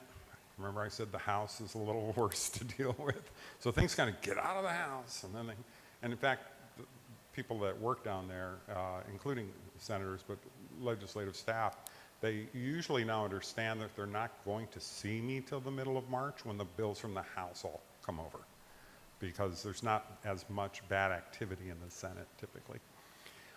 So this bill was dual assigned. It never got scheduled for its second committee hearing. So again, essentially, it will not go forward. So that's a good thing for us. Okay. Mobile food vendors, food trucks. So one of the things that legislators do is run bills that benefit themselves. And in state law, I believe, and I can be corrected by our attorney if I'm wrong, if at least 10 people have the same issue, then it's not a conflict of interest. Something to that effect. That's what I've heard a few of them say. And so there's a legislator who has a food truck. And so he ran this bill. But he actually has been pretty good to work with, and the version about where we're at now, I don't know. We'll probably do a little bit more floor work on it, but once I get an engrossed version for our folks to review it, it has changed dramatically. We have a lot of authority now versus where it was introduced where we had very little authority at all. The last bill that's on this slide here is the bill that we, as a city, put forward to the league resolutions process last year. 2 years ago, 2:30 a.m., in an amendment to a conference committee bill. You cannot testify in conference committees, by the way. I was still awake, but I couldn't testify. And it said that city and town officials may not transfer their unused campaign funds to a statewide or legislative race. You had been able to do it before. Statewide or legislative officials can transfer their money to a city race if they want, or they can go from the legislature to the governor, or what, okay? Well, all of a sudden we couldn't. And this is public knowledge now, so I don't feel bad about talking about it, but this was designed to stop Mayor Greg Stanton. He had $500,000 of unused campaign monies in his account, and they didn't want him transferring that money when he was going to take on Michelle Reagan for Secretary of State. Unfortunately for the drafters of the bill, it was attached to another bill that had a delayed effective date on it. And so Mr. Stanton was able to transfer his money in time. So they were thwarted. So we actually sat down for lunch with the author of the bill, who's the current Speaker of the House, and talked to him about it. And he said, I'll assign it. And he did, but not to the sponsors committee. He assigned it to a different committee. We got out of that 4-3. We got out of the House 31 to something. If you don't get 31, you don't pass. And at the last minute, I mean, I'm on the edge of my seat. I'm in the gallery. I'm ready to, you know, you can get arrested pretty, you know, if you jump over, but I'd really probably hurt somebody. But David Livingston, he's out of Peoria. I've had 2 conversations with him in 6 years. And he voted yes, and we got out. So the mayor referenced this earlier that I landed last Wednesday. We landed early, but we didn't get to our gate till about maybe 10 minutes to 1, and the committee started at 2 o'clock. And so I got a ride. I had a ride arranged, and I zipped down there, and then I got to sit and wait. But we passed out of the Senate Government Committee with a vote of 4-2, with one not voting. The one not voting was a yes vote. He'd already told me that, but he had to leave for something else. And we have our last hearing on Thursday morning in this long, long agenda. So I'm calling this the little bill that could. We just keep chugging up that hill, and it's working. Everybody gets it that it's a fairness issue. They really do. It's the politics. We have opponents that are very, very powerful that don't want to see any of you in the state legislature because you've negotiated development agreements and you've negotiated other things and you pass and push RTAs. And those are the folks that don't like having you all of a sudden being in power for them. Now, late breaking news, it's not on here because again I had to do this before and so I don't have it written down, but yesterday there was a striker introduced and this is in the good news category, Mayor, so you can bring that smile back. Happy birthday. It's Senate Bill 1084. The underlying bill had something to do with condominiums, but I have a friend that works in the staff in the House, and he found me in the Senate in a hearing room and said, look at this. And it appears that there is a bill to undo the Santan bill of a year ago that would repeal the language of a year ago so that they would have to have permission of the surrounding communities instead of not. So that's supposed to be heard tomorrow morning. We'll see what happens with it. But I thought you'd like to know that that's out there. Apparently there's a large segment of that area that doesn't want to incorporate, and so they ran their own bill to undo what was done.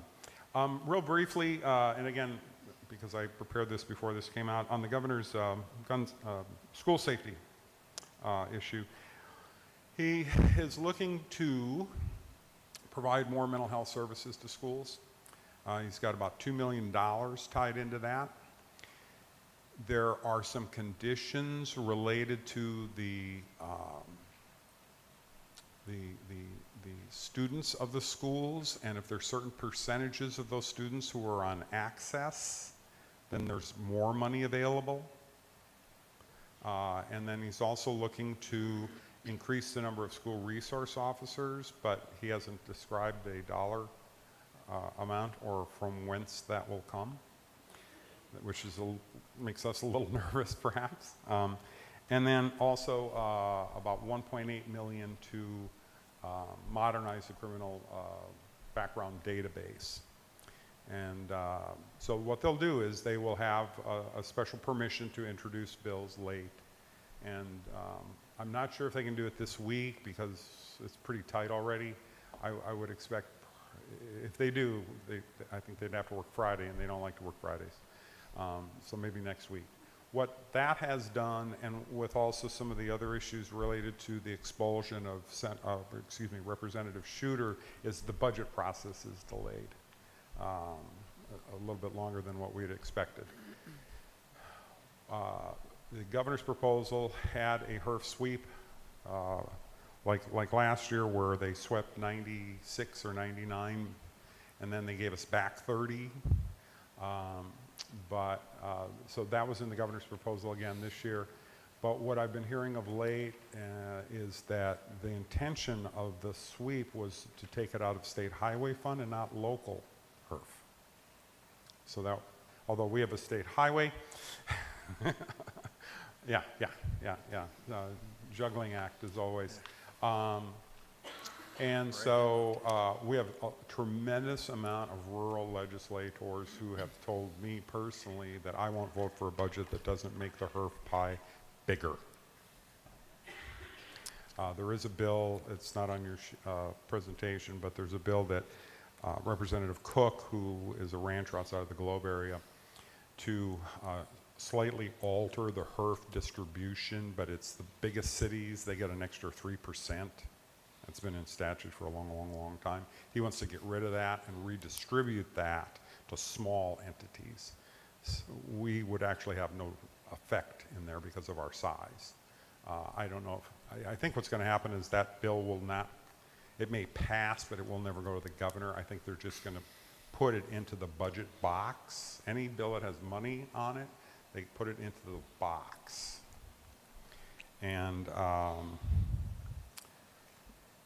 when you look at the last couple here, the vehicle license and the county excise, these bills have run into trouble because of some of the issues related to fees versus taxes for the first one, for example, and then the excise tax for transportation. That one still has some legs that might still go through. The first one is essentially not going to happen. But with the budget box, what they're really trying to do here is, because they were dedicating that extra fee to fund DPS. So fund DPS fully, leave HERF alone. That I think is the expectation with this extra money that we have. And with that, I'm happy to answer any questions. Council, questions? Hold on. Councilmember Smith and then Councilmember Freddie. Dale, I want to thank you because I think it's important for the public to know that you and the mayor have worked really, really hard. And what's interesting about whenever they go into legislation, you sort of like hold your breath. Like, what are they going to take from us this time? Cities and counties have been hurt for the last 3 or 4 years pretty significantly, and you wonder how much more are we going to lose? And I know that you and the mayor are there all the time, and this is a constant battle. And I know I jump in periodically with calls to our legislators, with emails to our legislators. It is a constant battle, but we have to let them know how we feel, or else you don't make any convincing arguments to have a legislator say, oh, I didn't think about that. I mean, simple things that we come up with that we talk to them about, oh, I didn't think about that. And so I just want to thank you. I didn't think Paul was replaceable, but you have done a fantastic job. And the mayor, thank you very much. You guys work really hard down there at the state. And I'm happy to help and support when I can in terms of emails and phone calls. But it is a hard battle, and I don't think anyone understands how hard you guys work. And I just wanted to thank you very much, because this is a good report based on what I was fearful of at the beginning of the legislation period. So thank you very much. Thank you, Mr. Mayor, Councilmember Smith. I'm now 60 years old. When my first job out of college, I worked in a mental health hospital for 9 years. There are parallels. Oh, God. And I appreciate your offer of assistance, and I will take you up on it. Councilmember Freddie. Dale, with the HERF sweeps, and I know they take the nice words now, they're like, it's a reallocation, it's a sweep, you stole the money. With the HERF sweeps, when you look at them and their inability to replace that revenue with the fees, which of course were taxes, but they call them fees because that's what they do. When you look at that, you said it's dead, and can you tell me how our 3 legislators were on it? Where did they sit on it? So on the VLT fee, there were companion bills, one in the House, one in the Senate. Right. And so I know I'm on public access here, but I don't have it memorized. Okay. I'm going to speculate that they were not for them. Okay, thanks. And just to clarify something about the fee issue, this was actually floated as an idea. When you get your renewal for your tabs on your car, Right. you see vehicle license tax, X hundreds of dollars. Then you see registration fee, $8.25, I think. Flat 8.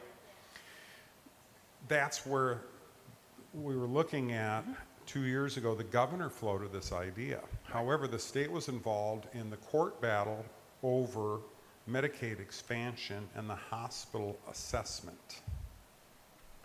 which was a fee.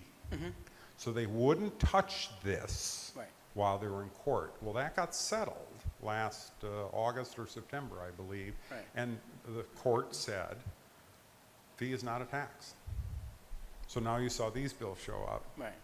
And so they would have increased that, and they would have also changed the exemption for an alternative fuel vehicle. They would have phased out the whatever the percentage change of the because I think it was 10% of the value of the car, and it would have eventually, by 2020, been like any other vehicle, and that's how they were going to get more revenue in there. So, understanding that the purpose of this was to fund DPS.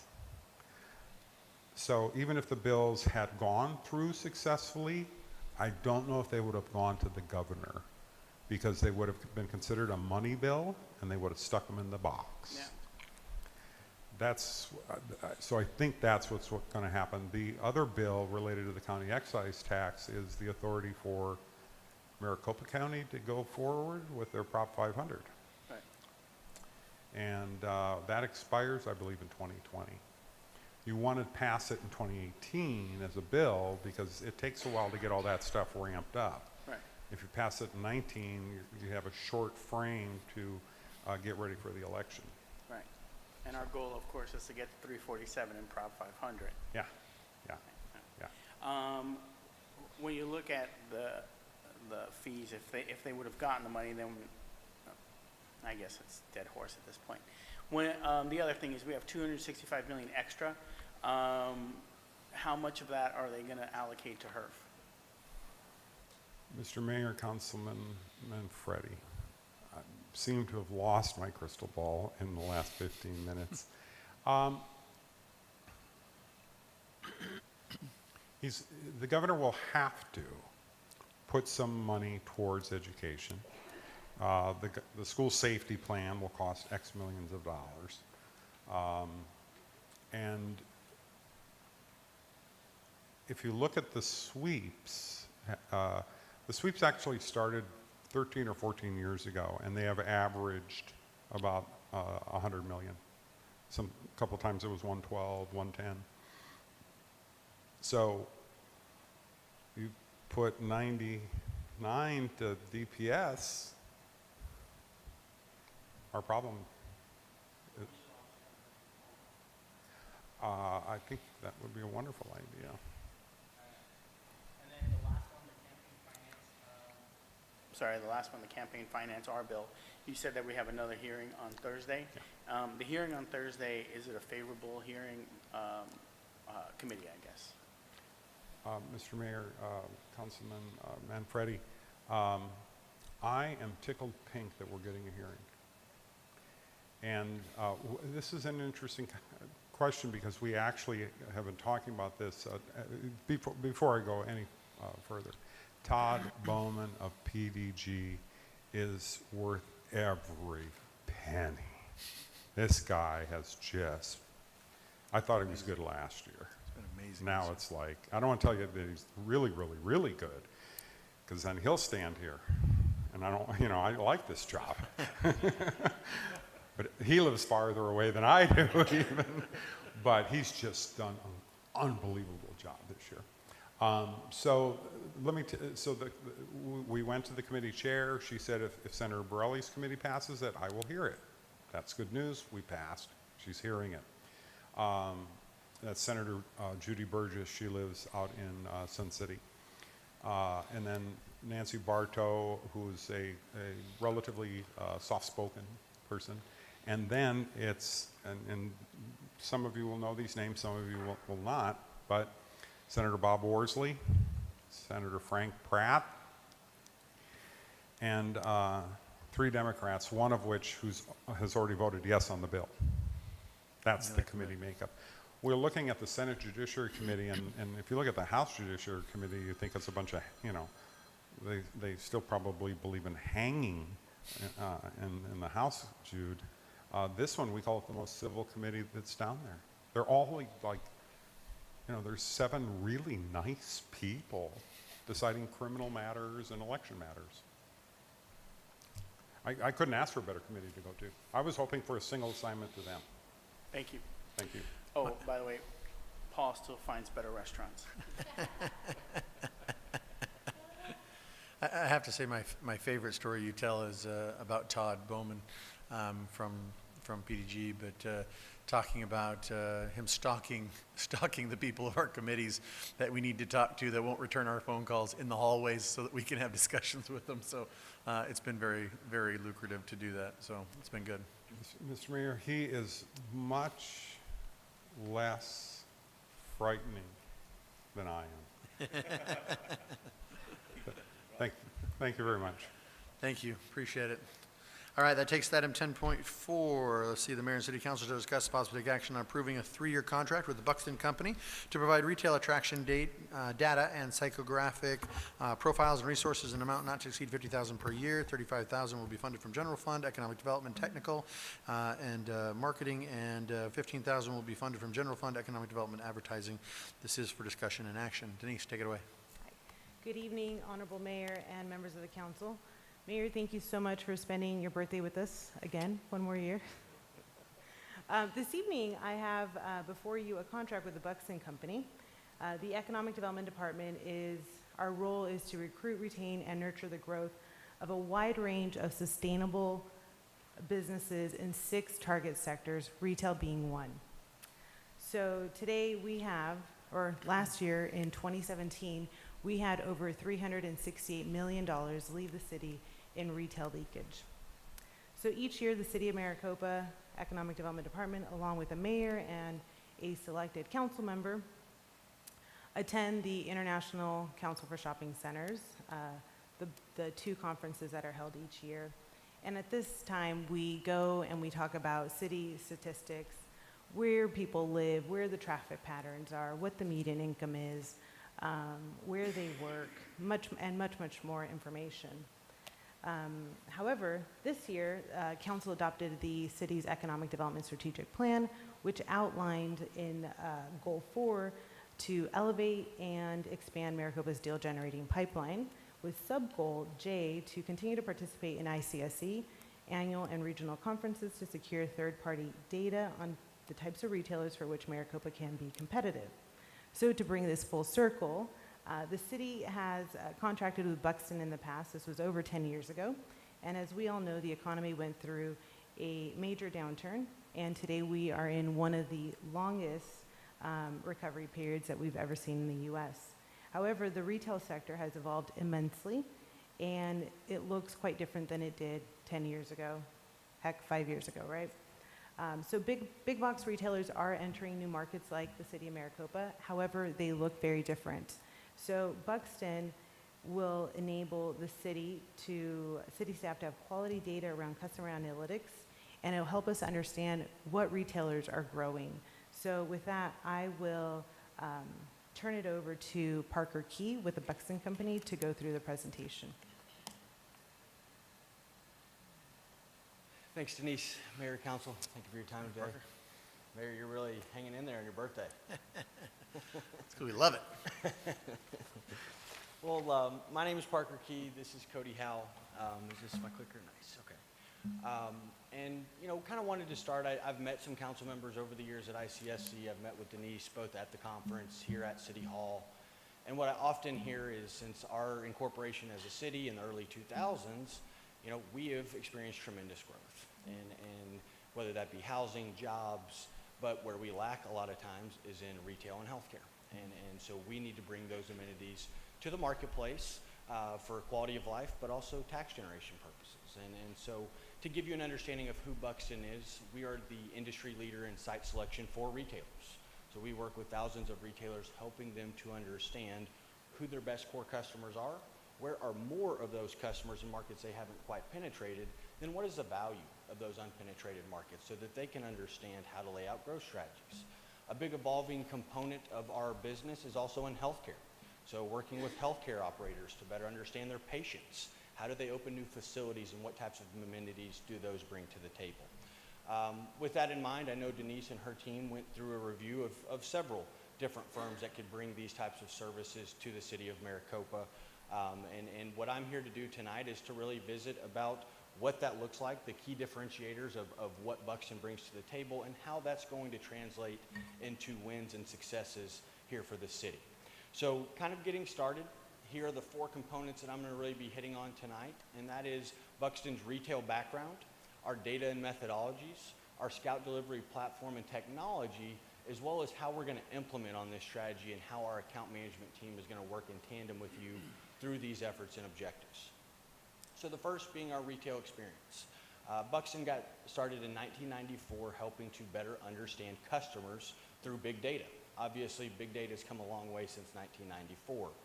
In that time, we've worked with your Fortune 500 companies, Fortune 100 companies, FedEx, Marriott Hotels, Trader Joe's, O'Reilly Auto Parts. I mean, the list goes on and on. Over 3,000 clients at this point, helping them to increase the odds of opening that next home run location.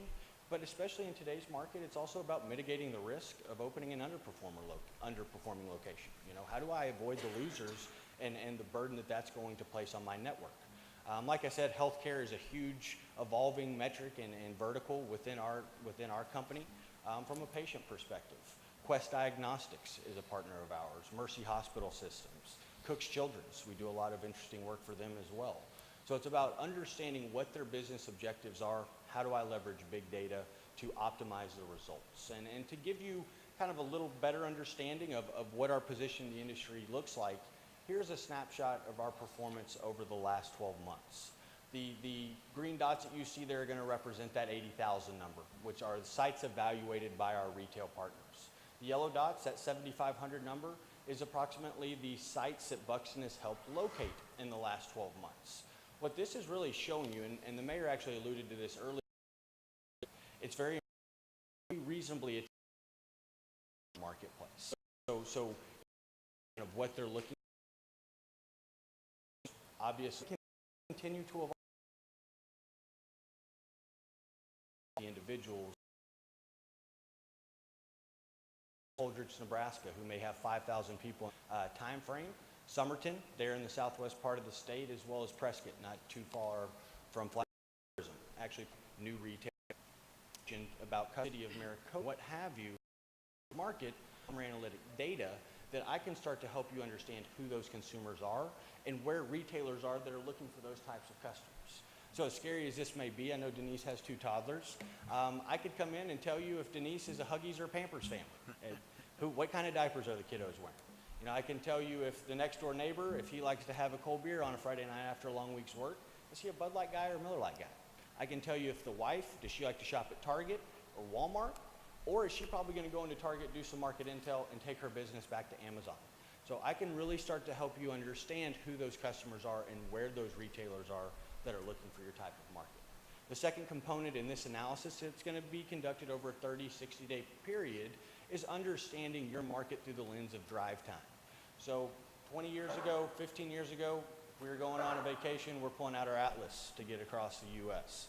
You know, if we're going to get groceries, we're thinking radio rings, we're thinking mileage. It's going to be 5 miles to the gas station or the grocery store, 5 miles back. But now, regardless if you're age 8 or 80, most people have a piece of technology in their pocket that tells them how long it's going to take them to get places, what's the quickest route to get there. And so retailers use that convenient-oriented mindset that consumers have now adopted to say, if I'm O'Reilly's Auto Parts, how far are people willing to drive to get the goods and services that I'm offering? If I'm a gas station, obviously that's different than O'Reilly's. That's different than a Topgolf or a grocery store. So by category, that's going to differentiate, and we've got to understand what's going on in the marketplace in those arenas. The other component of this analysis and in this partnership on the front end is understanding your retail market conditions. So everything from traffic counts, parking lot spaces, available real estate, looking at co-tenancy and adjacency. How do certain retailers perform when surrounded by others? What retail do you already have in the marketplace that we don't want to over-cannibalize or marginalize those retail categories? Also, growth. You guys are a high-growth community. There's talks of highways being expanded, a new interstate potentially coming through. Your retail market conditions are going to evolve, and we want to evolve with what you guys are looking to accomplish. So once we conduct our analysis, we're marrying all of these components together to essentially come up with your retail DNA, or your unique thumbprint to the retail industry. And Buxton being the firm that we are, we're constantly understanding new retailers. Who are their customers? What are their growth strategies? What market conditions do they look for? Is it an interstate? Is it a hospital? Is it a high school? Is it a certain retailer that they perform well around when surrounded by one another? So we go through this process of matching your community to a database of over 5,000 retailers that we're constantly studying and evolving what their growth strategies look like to understand what retailers make the most sense in Maricopa, Arizona today.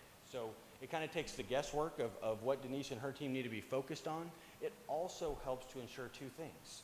Sustainability. If I have enough of the right types of customers and the right amenities there, I'm going to be successful. People are going to come into my doors. Also complementary.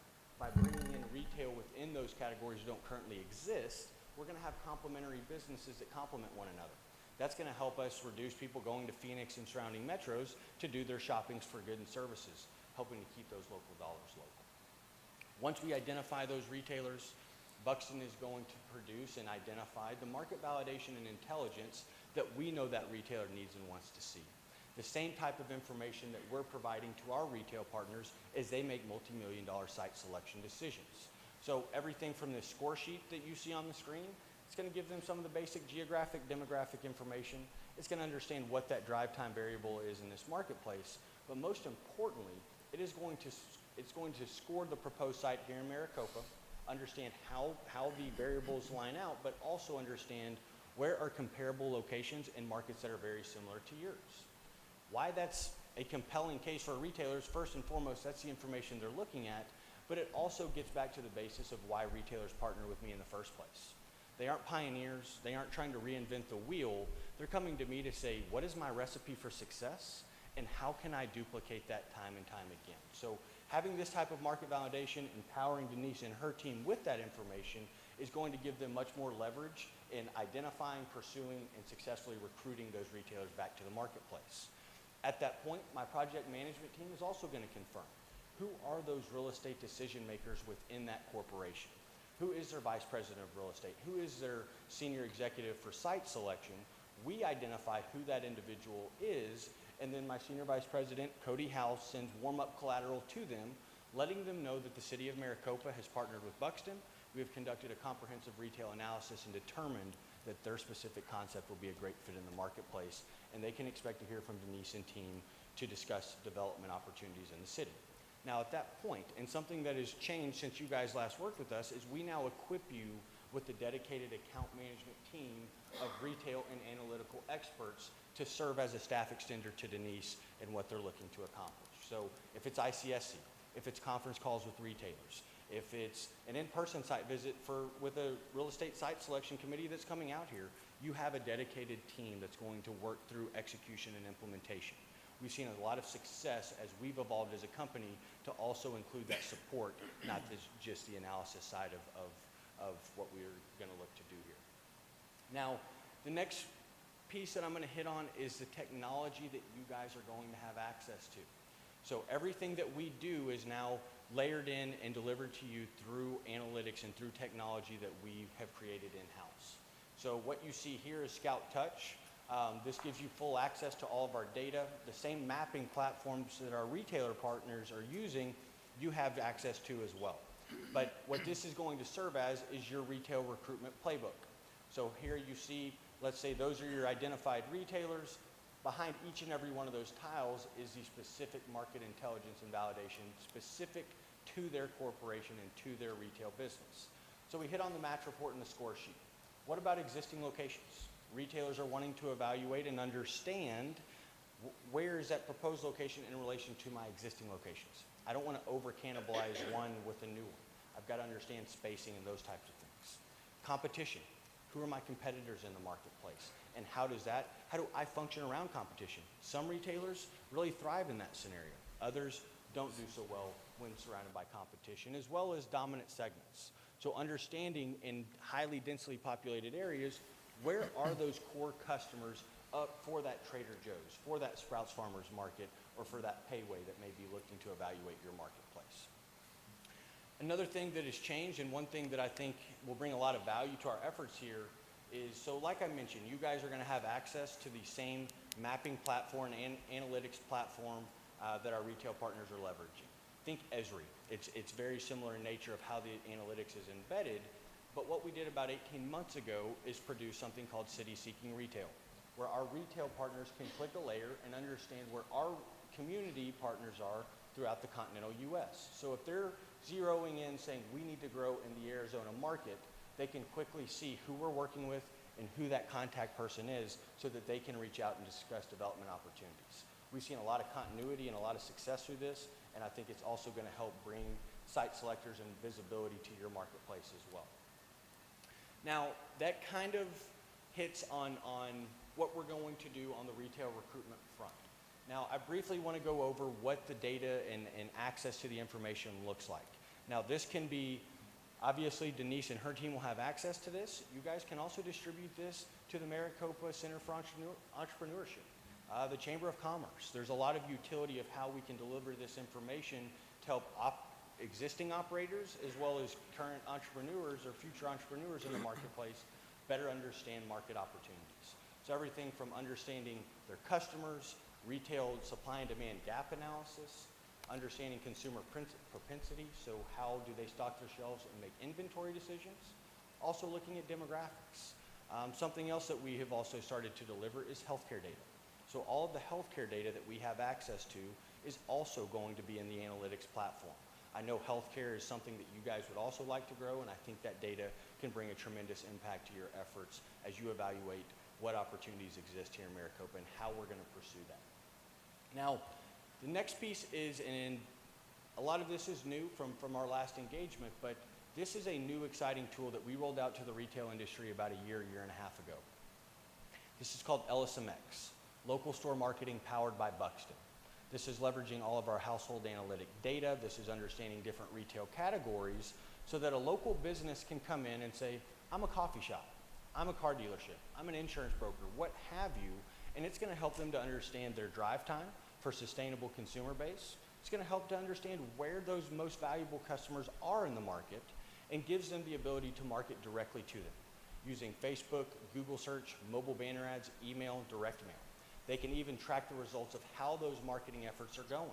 This is very valuable to someone that maybe they're opening their business and they just want to let the market know. Maybe they're wanting to send a promotion, hey, 20% off your next purchase. Or maybe they're just wanting to, maybe they're the sandwich shop down the street and they want people to know that they're now selling frozen yogurt. So it gives them the ability to understand what their marketing message is, but leverage big data and analytics to be more precise in how they spend those dollars and attract new customers. You know, the fact of the matter is, you know, recruitment is a big piece of what we're going to do here in Maricopa, but as it stands right here today, our most valuable assets are our existing businesses, those people with business operations and cash registers today. This is going to empower the community, the city, to better support them and help them grow their business. The last piece is the implementation and account management support. So Denise and her team will be equipped with this staff extension to work in tandem with what they're looking to accomplish. These people are always available, readily available, and not just for the recruitment and data side of it. Let's say that Denise is contacted after ICSC from someone that may be interested in growth based off of their discussion. She can turn to us and say, hey, look, they need some more sophisticated information, not just our demographics. We want you to put something together specific to them. They're going to evolve those discussions and help put Denise in the best position for success. So Denise had asked me to briefly hit on some just baseline findings of what I see when I evaluate Maricopa. You know, first and foremost. Parker, I'm going to interrupt you for a second. Councilmember Brown has a question. I just wanted to give him a chance to ask it. Yeah. Excuse me. Well, it's really more than a question. Mr. Parker's excellent presentation. I can recall vividly 2008 when a similar presentation was given to us, glowing, and the then Economic Development Director was just giddy with excitement, as well as most of my then colleagues on council. And I expressed to them at that point, I didn't think Maricopa had evolved enough, and was mature enough to award an $80,000 contract to Buxton. As a result, I was right. We got zilch in this study. Absolutely zilch. Now, I'm not suggesting that this attempt will be a failure. My economic development director is very persuasive. She's excited about it, and I expect my colleagues will support this. I probably will too, but I don't enter these things with fluff that's always presented, because fluff is always presented. I know Buxton's very large. We're well aware of the size. We go to ICSC, you have a very large display. I'm just expressing that 2008, I believe, in fact, I think Daniel wanted to come back twice on 2 occasions for $80,000 to Buxton. I'm not quite sure if that second one went through or not, but I do recall it was $80,000 both times. Right. So with that in mind, it is first and foremost not $80,000. Now, also, I agree with you. I think the city is in a better position to attract growth, and I think 2008 was a hard time for development in general. With that in mind, I mean, I think we've structured an agreement over a multi-year period that is more cost conducive. It's not just on the recruitment piece, it's also looking at business retention, and there's also that piece of account management support. Previously, it was a one-time static study that we passed off to you and essentially wished you the best of luck. Now we're also going to be a involved partner in your success, and obviously also giving you the ability to evaluate year over year of how we're doing as your retail consultant. I wasn't there in 2008, but I am extremely confident of what we can do here and how our partnership has evolved and the positive impact that it can have here on the city of Maricopa. You know, the return on investment is obviously quality of life, so bringing in retail amenities that are going to improve the quality of life, but it's also capturing that 2% sales tax distribution that you collect locally to increase your tax base and general fund for city function.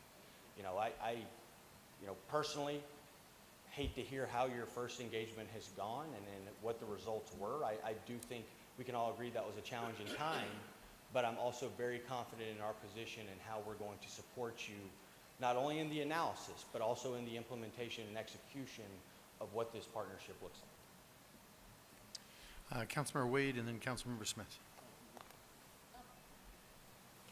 A question along the same line, because I agree, Councilmember Brown, that it's so easy to talk exciting things like what you're talking about and understanding exactly how that comes to fruition. And I'm looking for tools that help Denise and her department.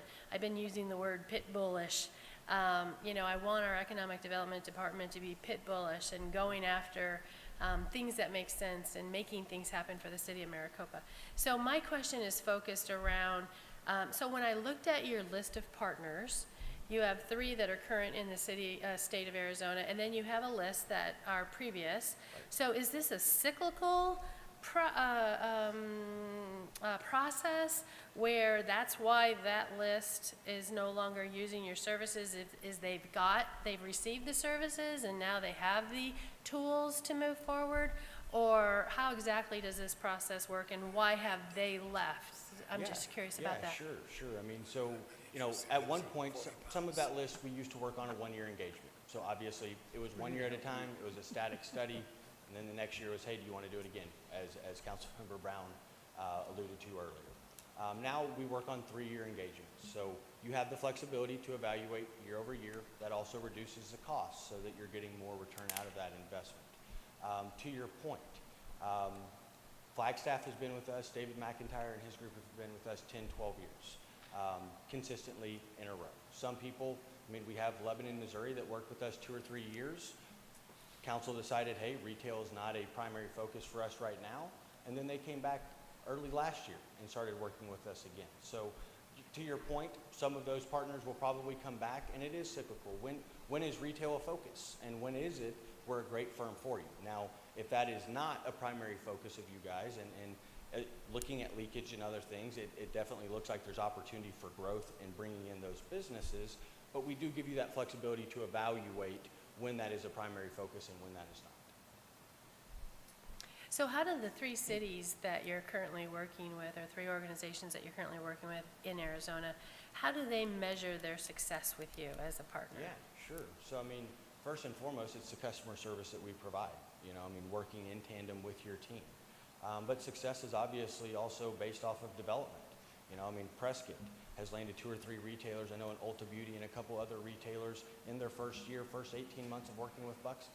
Somerton, I know of also, we helped them push an Ace Hardware over the finish line and also land a Burger King in the first 12 months.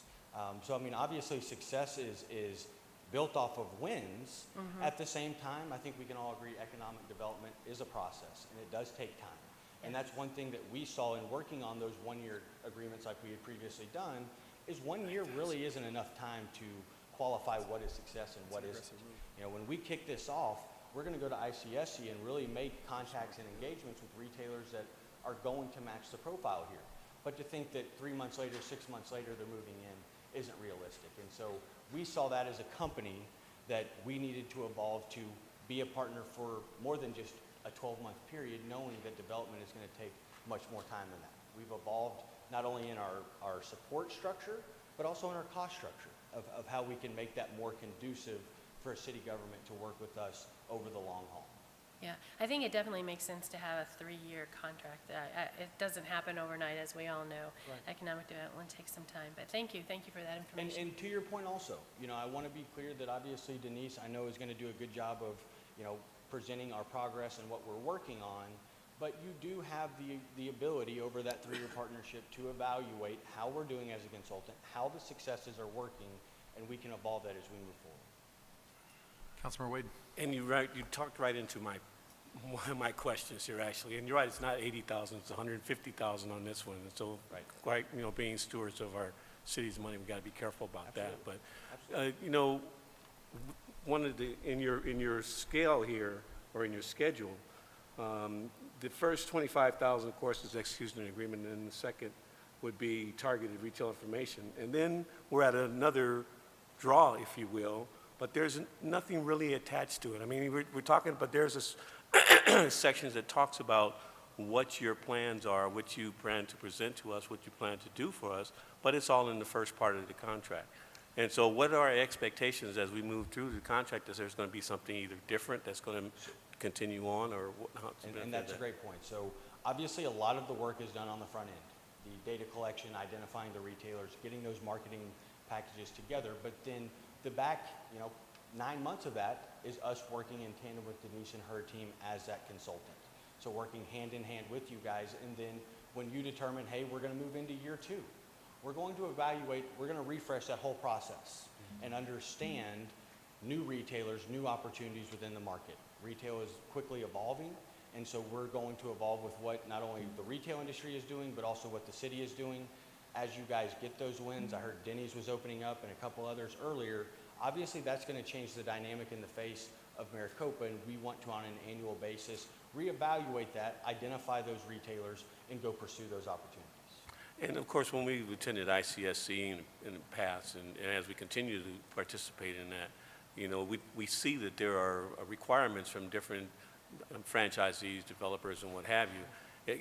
And I'm not trying to put you on the spot or anything like that, but can you take a look, or in your little crystal ball there, to someone who may be interested in us now, based on the numbers that we have? Because we have tried to be that number, and we have met that number, and then that number accelerates to another number. So, what out there can we be expecting to be looking at this point where we are? In terms of exact retail of what we could reasonably Yeah, think somebody right that you have some understanding. I mean, to be honest, it's really tough to say it would be that retailer. Now, there's also a component that I think is important to note, that when we do, so within those first 30, 45, 60 days, there's going to be checkpoints where we're talking about customers, drive times, the market variables we've identified. There's also a point where we're going to come to Denise, City Council, Mayor, to visit about what those findings are and make sure that the retail opportunities that we're targeting align with what your vision are. So if you guys tell us, hey, that's not a good fit, or why don't we look for this, we're going to evolve that with you until we identify something that you guys are comfortable and happy pursuing. We don't want to waste our time or yours pursuing something that you guys aren't excited about. So you do have, that's another thing about the 2008 study, which that's what it was a one-time analysis, is you also have the ability to give your input of what the vision looks like. It's not a static study where these are the findings, good luck. It's We're going to evolve this to make sure it fits the vision for what Maricopa is looking to accomplish, and then we're going to work in tandem with Denise and her team to attract those opportunities to the city. Yeah. Thank you. Appreciate it. Proceed. Huh? You can feel free to go ahead. Keep Okay. going. Well, you know, what I really wanted to hit on, and I know Denise spoke about leakage of the last year and stuff, and so, you know, I wanted to hit on your population is really close to that 49, that 50,000 number. Obviously, within a drive time variable, you know, your guys' trade area is going to go at a 20-minute drive time to almost 53,000 people. Now, I really wanted to highlight this as, you know, it's one of those things. These tells me two things. You know, if you're right there in the middle of Phoenix, your population is going to dramatically increase. Some people say that's more opportunity for the market. One thing that you don't have is competition. So how do we identify those opportunities where competition is low, but we also know our consumer base isn't going to significantly skyrocket, and we can identify those retail opportunities. Now, within that 20-minute drive time trade area, when you evaluate those 54,000 people, we see that there's about $484 million in retail leakage. What this tells me is right off the bat, unmet demand, lost sales tax revenue. But what it also tells me is opportunity for growth. So how do we identify within these pockets, and some of the things that we have really discussed heavy is some big box stuff, but also a heavy focus on restaurants and those types of amenities. So Buxton's going to apply the same principles that we do for the retail industry, how our partnership has evolved to identify what those look like, ensuring that they match your vision for growth, and then work those opportunities as hard and as fast as we possibly can. You know, and just kind of in conclusion, I mean, it is those four variables of Buxton's retail background, our data and approach, our technology that's evolved a long way. I mean, also supporting local businesses with market insights, business operations, whether that be marketing, other areas. Also, the account management support. I really can't, you know, in any way say how vital this is to that process. They're going to make sure that we're continuing our outreach. How can we evolve those discussions, and how can we continue to put Maricopa in the best light to be successful? By implementing and executing on this program and attracting retail, supporting local businesses, we most certainly are going to increase tax revenues and improve the quality of life here in Maricopa, Arizona. I hope our already brief Q&A has been beneficial. I hope the presentation has been beneficial. At this point, what I would really like to do is open it up to additional questions. If you guys have anything for myself or for Cody Howell here, we are definitely here to continue the discussion. Thank you very much, Parker. Appreciate it. Council, additional questions that you might have at this time? Any thoughts, concerns? Vice Mayor? Manfredi, do you have something as well? No, okay. I thought you were... Parker, thank you so much for this presentation.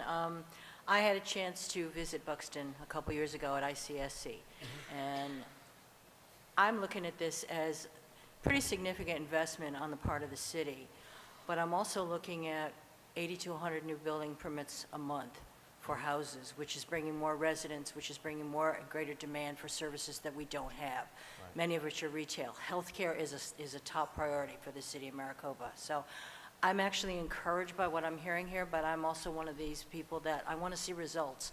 So the evaluation process is going to be critical in my mind. I want to know what the successes are. We've got a lot of anecdotal success stories. If you heard us at the beginning of the meeting, we had a line that was, you know, from a new Goodwill all the way to 3 stores down, 3 big box stores down for opening morning. We've had restaurants open here that have run out of food the first day. So Maricopa market is ripe for these new opportunities, and I'm encouraged by the fact that now we've always heard our economic development department talk about the tools in the toolbox. To me, this is another tool. It's a significant investment, and I'm going to want to see results. But I think it strengthens our position overall that we've now got a new economic development strategic plan. We've got new people choosing Maricopa, and it's no longer about just the best deal they can get on a house or a house that they can flip. We're encouraged by the RTA, the expansion of 347, the possibility of getting a major highway here. So I'm actually encouraged, and I think this is an investment that over time is going to pay off, but we're going to be watching you very closely. And we want Maricopa to succeed because we do have some challenges, as you pointed out.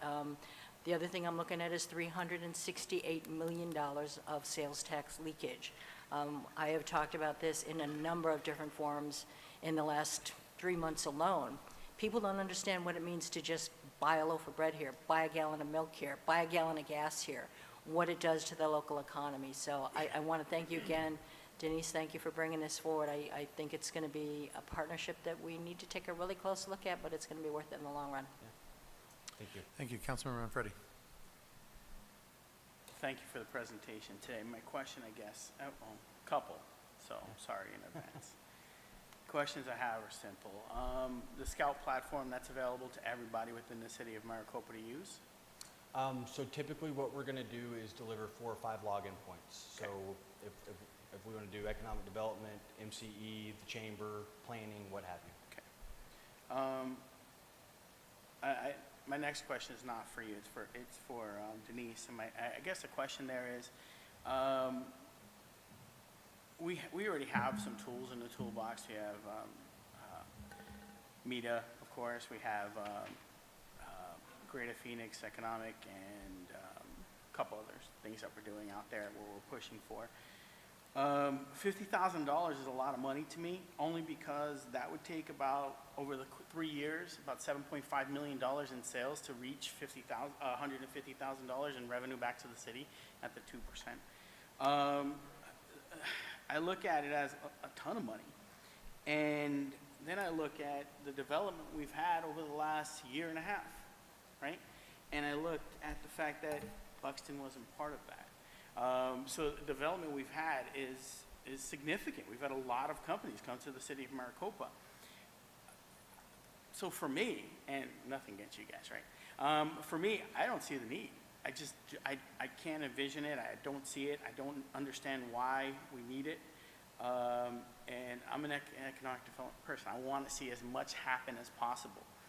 I don't see the need for it. And so for me, I was voting no before the presentation started. And, you know, the presentation is great. I love the information. But I heard some comment down there, and it brought me back to realization on it. I hear flowery stories all the time, and how well things can work for us. And then a year later or 2 years later, I'm wondering why we spent $200,000 on something, or why we spent $900,000 or $700,000 or $50,000 on something. And one of my things is, you know, I look at, you know, Greater Phoenix Economic, and I look at that, and I never want to give them money, you know, and I'm kind of convinced to do that each time. I don't know.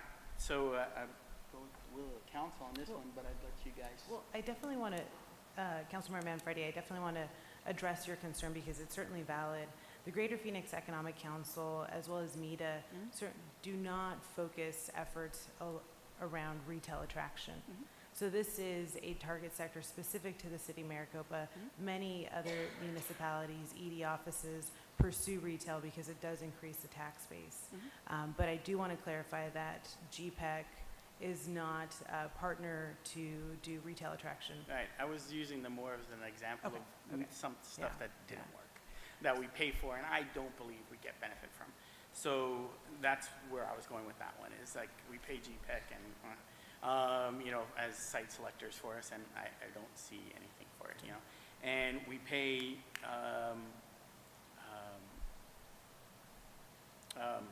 Maricopa Center for MCE a lot of money to help build business. I don't see anything from them.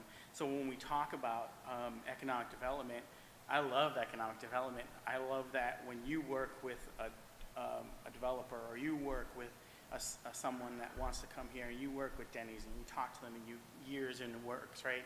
And when Vintage stays with us and works hard with us. So that's what I see, and I love that. I love it's the grassroots work that's involved in it.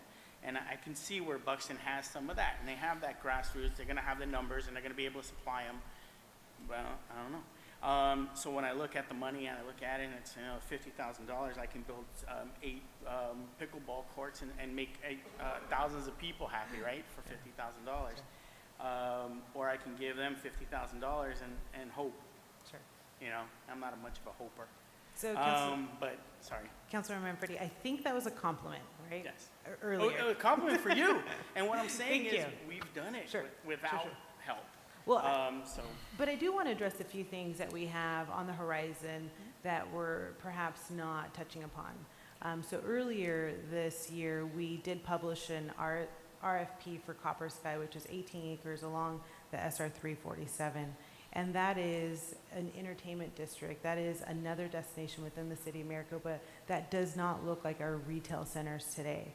So this, you know, in our mind is a tool for a location like Copper Sky Commercial, as well as the Wells, right? So we would like to see development there, but we are going into these meetings at ICSC. I tell staff, I need you to schedule 30 meetings minimum, but we're not necessarily being strategic. We are going after what is hip, hot, what we would like to see, what we hear from our residents, what you all tell us. It's worked well in our favor, but we certainly have other sites that we would like to see developed, and this would be an instrumental tool for us. But at the end of the day, you certainly have to vote on it and decide that it makes economical sense for the city. So. Mayor, may I ask a follow-up question to Councilmember Manfredi's?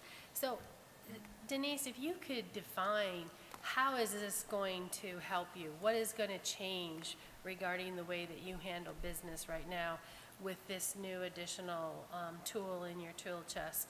And, you know, just really how is it going to benefit you? So, you know, I mentioned when we schedule meetings for ICSC, we're doing it completely blind. I mean, we are blasting every single person that is attending this. We're being strategic, trying to understand who's growing in the Southwest. But it's not, you know, it's not as strategic as it can be. Additionally, we are pursuing retailers that are perhaps not growing in the market. So it could be, you know, efforts that are not, it could be wasted efforts. So in our mind, this is something that will allow us to strategize and go after specific business to the city. So Have you spoken with other cities that have used this tool and understand their success and are comfortable with the fact that it is going to make a significant difference to your department?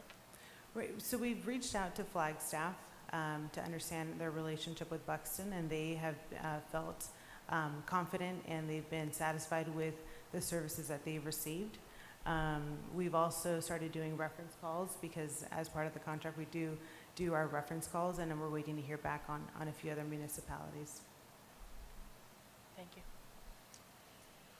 So I'll put in my 2 cents here on this. So I've gone to -2 since I was elected in 2012, every single ICSC. There's a big difference when you're dealing with a manufacturing corporation or company, site selectors, big difference in the retail sector. And I have to admit that you know, I listened to Councilmember Brown's story on this from 2008, and I agree. I think that, you know, the way it used to be was that you had one analysis or analytics, and that was it, and that's what you had to deal with. And the problem with that is that it's outdated from the moment that it's printed, right? And nothing goes on from there. But to the point in which I've said and stated earlier, and I'll never stop stating, is that economic development is about relationships. It's about moving forward. And Councilmember Manfredi, you talk about the relationships of Denny's coming. That was 6 years in the works. You talk about Culver's. That was 8 years in the works. And it was more than 6. And so we have to ask ourselves, do we want to keep on that trajectory, or do we want to speed that up at all? Now, is there guarantees associated with that? Of course not. But you've heard me say it before. If you don't put the effort into it, then what you get is a big fat nothing. Okay? So you can do it and try for it, or you can do nothing and get nothing. And that's just the reality we live in when it comes to economic development. So I have to ask ourselves, when in all these times of sitting down with these retailers at ICSC and seeing the shotgun approach that we take, while it is effective as best we can do in the time frames that we've had and within the monies that we have had to operate out of, okay, we've also been working towards this platform as it has evolved for the past 4 or 5 years, knowing full well that they bring a resource, a slate of people that they have had relationships with, and they bring something that we cannot provide. Now, you know as well as I do that when you all sit down with me and Denise and whomever at ICSC, that we sell the hell out of these people, okay? We give them their story, we give the animation, you know, we talk about all the things we've been working on, but the one thing we cannot provide as a small economic development department is we cannot provide the data analytics that push them over the line to say, yes, this is why I want to come to Maricopa. We cannot do it. We do not have the manpower, the data, the resources. You know, we talk about adding more people to Denise's facility here, right? In ED, are we going to say that we're going to add another person there at a, you know what, $80,000, $100,000 after all the wages and taxes and everything else? Or are we going to deal with somebody who's already nationwide that does this and is contracting out, because it's speeding up those relationships and taking it over the data analytics line? That's something that we just simply cannot provide. And so, you know, while trying to understand these both these avenues and understanding, like, again, I know that where it used to be is one thing. Where it is now with the technology, with everything else, I'm not saying there's any promises there, because there's not. We're still going to have to go and sell the hell out of these people. Okay? But what we are adding to the list when we do that is we're backing up our story with something other than just trust me, just believe me, because that's what we've been doing so far. And that's okay, but is that as good as we can do? And I think that what we have to look at and we have to analyze here is we have to say, if this is a sector that we want to increase and we consider this low-hanging fruit, because it's one thing to bring in a 5,000 person job creating, you know, manufacturing plant, and we have to get them through the flood control issue, right?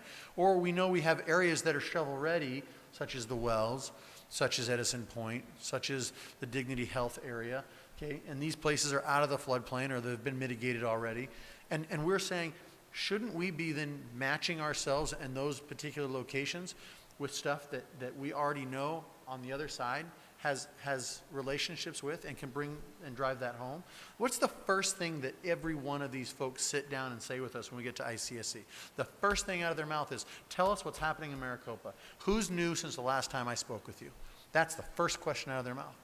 And so we want to talk about tax revenue. You're right, we're not going to offset it in sales tax alone, but we will offset it when we talk about the forest of retailers that start to come because they locate next to other retailers, because there is a symbiotic relationship that happens. We see it in property taxes. We see it in the value of homes that go up. We see it in the jobs that are created. We see it in the taxes that those people pay. We see it in the support locations and jobs that come along, because that new place that's there and operating didn't exist 6 months ago. So I guess we have to say to ourselves, if this is a priority and we've made it as such and we've put it in our strategic planning, then are we going to operate knowing that this is how it pushes us over the line? Again, are there guarantees? Of course not. But what we can do is we can say, this is that extra tool to push us forward, to fill that gap that we don't have, and it moves us forward, and we can analyze it every year. Now again, I'm not sure a year's enough time, just like Councilmember Smith said. It's going to take a couple of years. But at the end of the day, it's different than what we once had. And I concur. I think council made the right decision at that time. It wouldn't have made any sense for us to pay $80,000 a year for a one-time thing that was one and done and obviously outdated at that time. And it was in the middle of the worst crash ever, and nothing would have happened. But we also know that we're in a growth phase now. Now, that could end tomorrow, right? But at least it gives us the ability to go back and say, well, what are we doing in the meantime? And I'm not sure that we have to look at the whole picture here. And that's what I'm trying to say, and what I'm trying to see is that, again, from all of my time and spending on the retail side of economic development, as opposed to other larger ones, this is something that I have watched evolve. I've watched the competitors as well, Retail Strategies and others. I've talked with all of them. I've seen the magic on the screens, and that's great. But I'm like Councilmember Brown. I'm going to look at this much more skeptically. What I need to see is I need to see that they are taking us down to a place and a point and pushing us over the line that is not just results oriented, but getting us into the doors much like PDG does. We just had that discussion today, right, with the lobbyists down at the state legislature.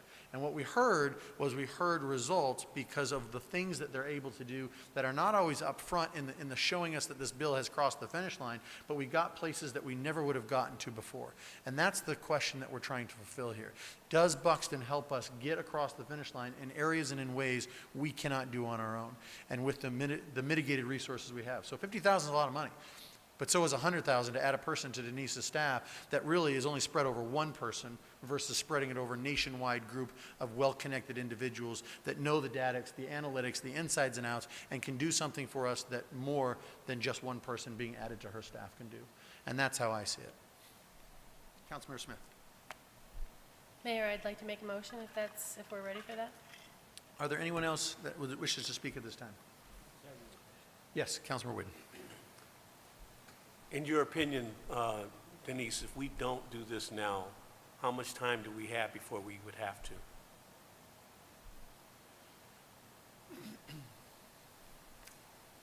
Thank you for the question, Councilmember Wade. How much time do we have before we have to? It's really a matter of, what is it that we want to know about the community and how soon do we want to know it? So, like the mayor alluded to, it really is a resource for us as we are looking to expand our retail services and improve quality life. If, Copper Sky is a top priority, I think this is a great tool for us to work strategically on that project. If seeing other sites develop throughout the community is a top priority, then this will be a huge aid to us. But, I think it's really challenging for me to come back to you and give you information on who's growing, who's not, what they're saying to us. It's all, like we said, anecdotal information that we've received. Every time that we attempt to schedule a meeting with a retailer, we put it in our notes, we put it in a memo to council, so you know who's growing, who's not. But this isn't, their strategy. This is just hearsay from, the VP of real estate. So it really is a matter of how soon do we want to know, quantitative data to bring back to council. Anyone else? Yes, Councilwoman Gussie. I just have a very basic, quick question. So I've never been to ICSC, but does this mean that if we move forward with this Buxton group, does this mean that you will stop attending ICSC and stop being the bulldog that you are? Or help me envision this. Sell me on this. You. Sure. Councilman Gussie, no, in fact, when we go to ICSC, we are now equipped with better tools. So when we set out to attend these conferences, we are scheduling anywhere between 15 to 30 meetings at each conference. Again, we are doing our own research, who's growing in our region, who hasn't announced closures. Toys R Us, Macy's announced closures earlier this year. So we're doing our own research, but what it allows us to do is now talk about customer behaviors on a different level when we have these strategic meetings. And the mayor is the only one that mentioned the challenges that we've had in the past, and I've heard this since 2008. The lack of shovel-ready sites and our issues with the floods and so forth, FEMA issues. So that was something that you never addressed, the challenges that it takes to get a local business here. I mean, the challenges that Maricopa has. Yeah, no, and I mean, that's definitely something that again, you can't take the bulldog out of the fight. I mean, her involvement, the economic development involvement in that, and telling that side of the story is crucial. At the same time, we're going to work through those challenges. If there is something, we're going to be the expert that works through that with not only Denise, but the city of Maricopa, and identifying how we're going to work through it and how we're going to be successful. Councilwoman Gussie, did that answer your question, though? It did? Okay. Other concerns, questions, thoughts? Okay, seeing none, let's move to a motion. So, Councilman Gussie, you used bulldog. I like pit bull. Yeah, that's all right. Because that's what I'm asking of Denise and the department, is to be pit bullish. And I would be remiss, because I've been sort of on her back for several months about how do we become a pit bull? How do we become a pit bull? How do we line up that pipeline? And I think I would be remiss if I didn't move forward with something like this, because she's asking for it. She's telling us how it's going to benefit her and her department. I do feel a lot of it lays in your lap as well in regards to, I think the big differential for me is the ongoing support And I get this picture, by the way you're describing it, that you're going to, in some cases, be side by side with Denise. Absolutely. And I find value in doing that. But I do agree with Vice Mayor Chapados and the mayor and what I was alluding to earlier in regards to accountability and wanting to see results. So I think, Denise, after a year, it's going to be really important to be able to understand what the benefit is in the first year. And yes, it might not be 5 new organizations, but where are we moving? How did the ICSC go? Were the contacts better? I think it's going to be really, really important for the evaluation. So based on that, I'd like to move forward with a motion to approve item 10.5. There's a motion on the table. Is there a second? Second. So there's a second. Is there any further discussion on this item? Oh, I'm Yes. sorry, 10.4. Thank you. Thank you. Is there any further I thought we discussion? were on our last item. No, we're not quite there yet. Wishful thinking. All right, with that, can I move to a roll call, please? Councilmember Smith? Approve? Councilmember Wade? Approve. Vice Mayor Chapados? Yes, approve. Councilmember Brown? Yes, and I would add to that, since we're going to be going into a marriage with great hope, and city of Maricopa enjoys a very high income. I'm sure you know that. Coupled with that, I suspect in 3 years, we'll see a Bloomingdale's and a Bird off Goodman here in Maricopa. I think they Right? We're going to be working on it. I think they're bankrupt. Councilmember McVeigh? I'm gonna have to vote no, and the reason being is I just don't see the need, but I hope you prove me wrong. I hope that a year from now, we're talking about it, and you're coming in here and talking about what's coming in. And 2 years from now, we talk more about what's coming, and 3 years from now, you come back and say, now it's $70,000, and then I'll say, well, of course. You proved me right. I mean, you proved yourselves right, but I don't see the need for it, so I'm voting no. Councilwoman Gussie? Yes. Mayor Price? Yes. Thank you very much. Hey, Appreciate thanks, it. guys. We're looking forward to it. Thank you. Yes, sir. That'll take us to item 10.5, a resolution of the Mayor and City Council of the City of Maricopa, Arizona, approving and adopting the Fourth Amendment to the Development Agreement between the City of Maricopa and CAPDEV L060 LLC, an Arizona Limited Liability Company in compliance with ARS 9-500.05. This is for discussion and action. Denise, this is what we affectionately call the Wells Agreement. Yes, yes. This has been a while in the making. So, Honorable Mayor, members of the council, we have before you a Fourth Amendment to the Wells Agreement. And this item should have been somewhere else on the agenda, but it was added at the last minute.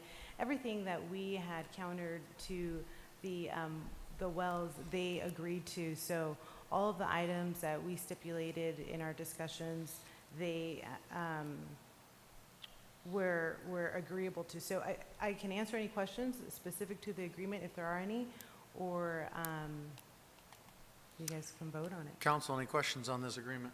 I know we've hashed it over, and, not trying to predetermine anything, but again, to those in the audience that have stuck with us throughout this evening on this agreement, we certainly appreciate your patience tonight, and especially throughout the process, because I think we've both gone back and forth extensively on this, trying to reach an agreement that would work for all parties involved, and so we certainly appreciate that. But with that, I would motion, what's that? I'd motion to move this to approval. Is there a second? I have a second from Councilmember Wade. Any further discussion on this item? Seeing none, all in favor say aye. Oh, excuse me, I apologize. Let's do a roll call on it. It's in a resolution. Councilmember Wade? Yes. Councilmember Smith? Yes. Vice Mayor Chapados? Yes. Councilwoman Gussie? Yes. Councilmember Brown? Yes? Mayor Price? Yes. Great. Thank you very much. Thank you, Denise. Thank you all for sticking with us. That concludes our meeting for this evening. With that, can I have a motion to move to E-session, Council? Motion and a second. Any further discussion? Hearing none, all in favor say aye. Aye. We stand adjourned. Thank you.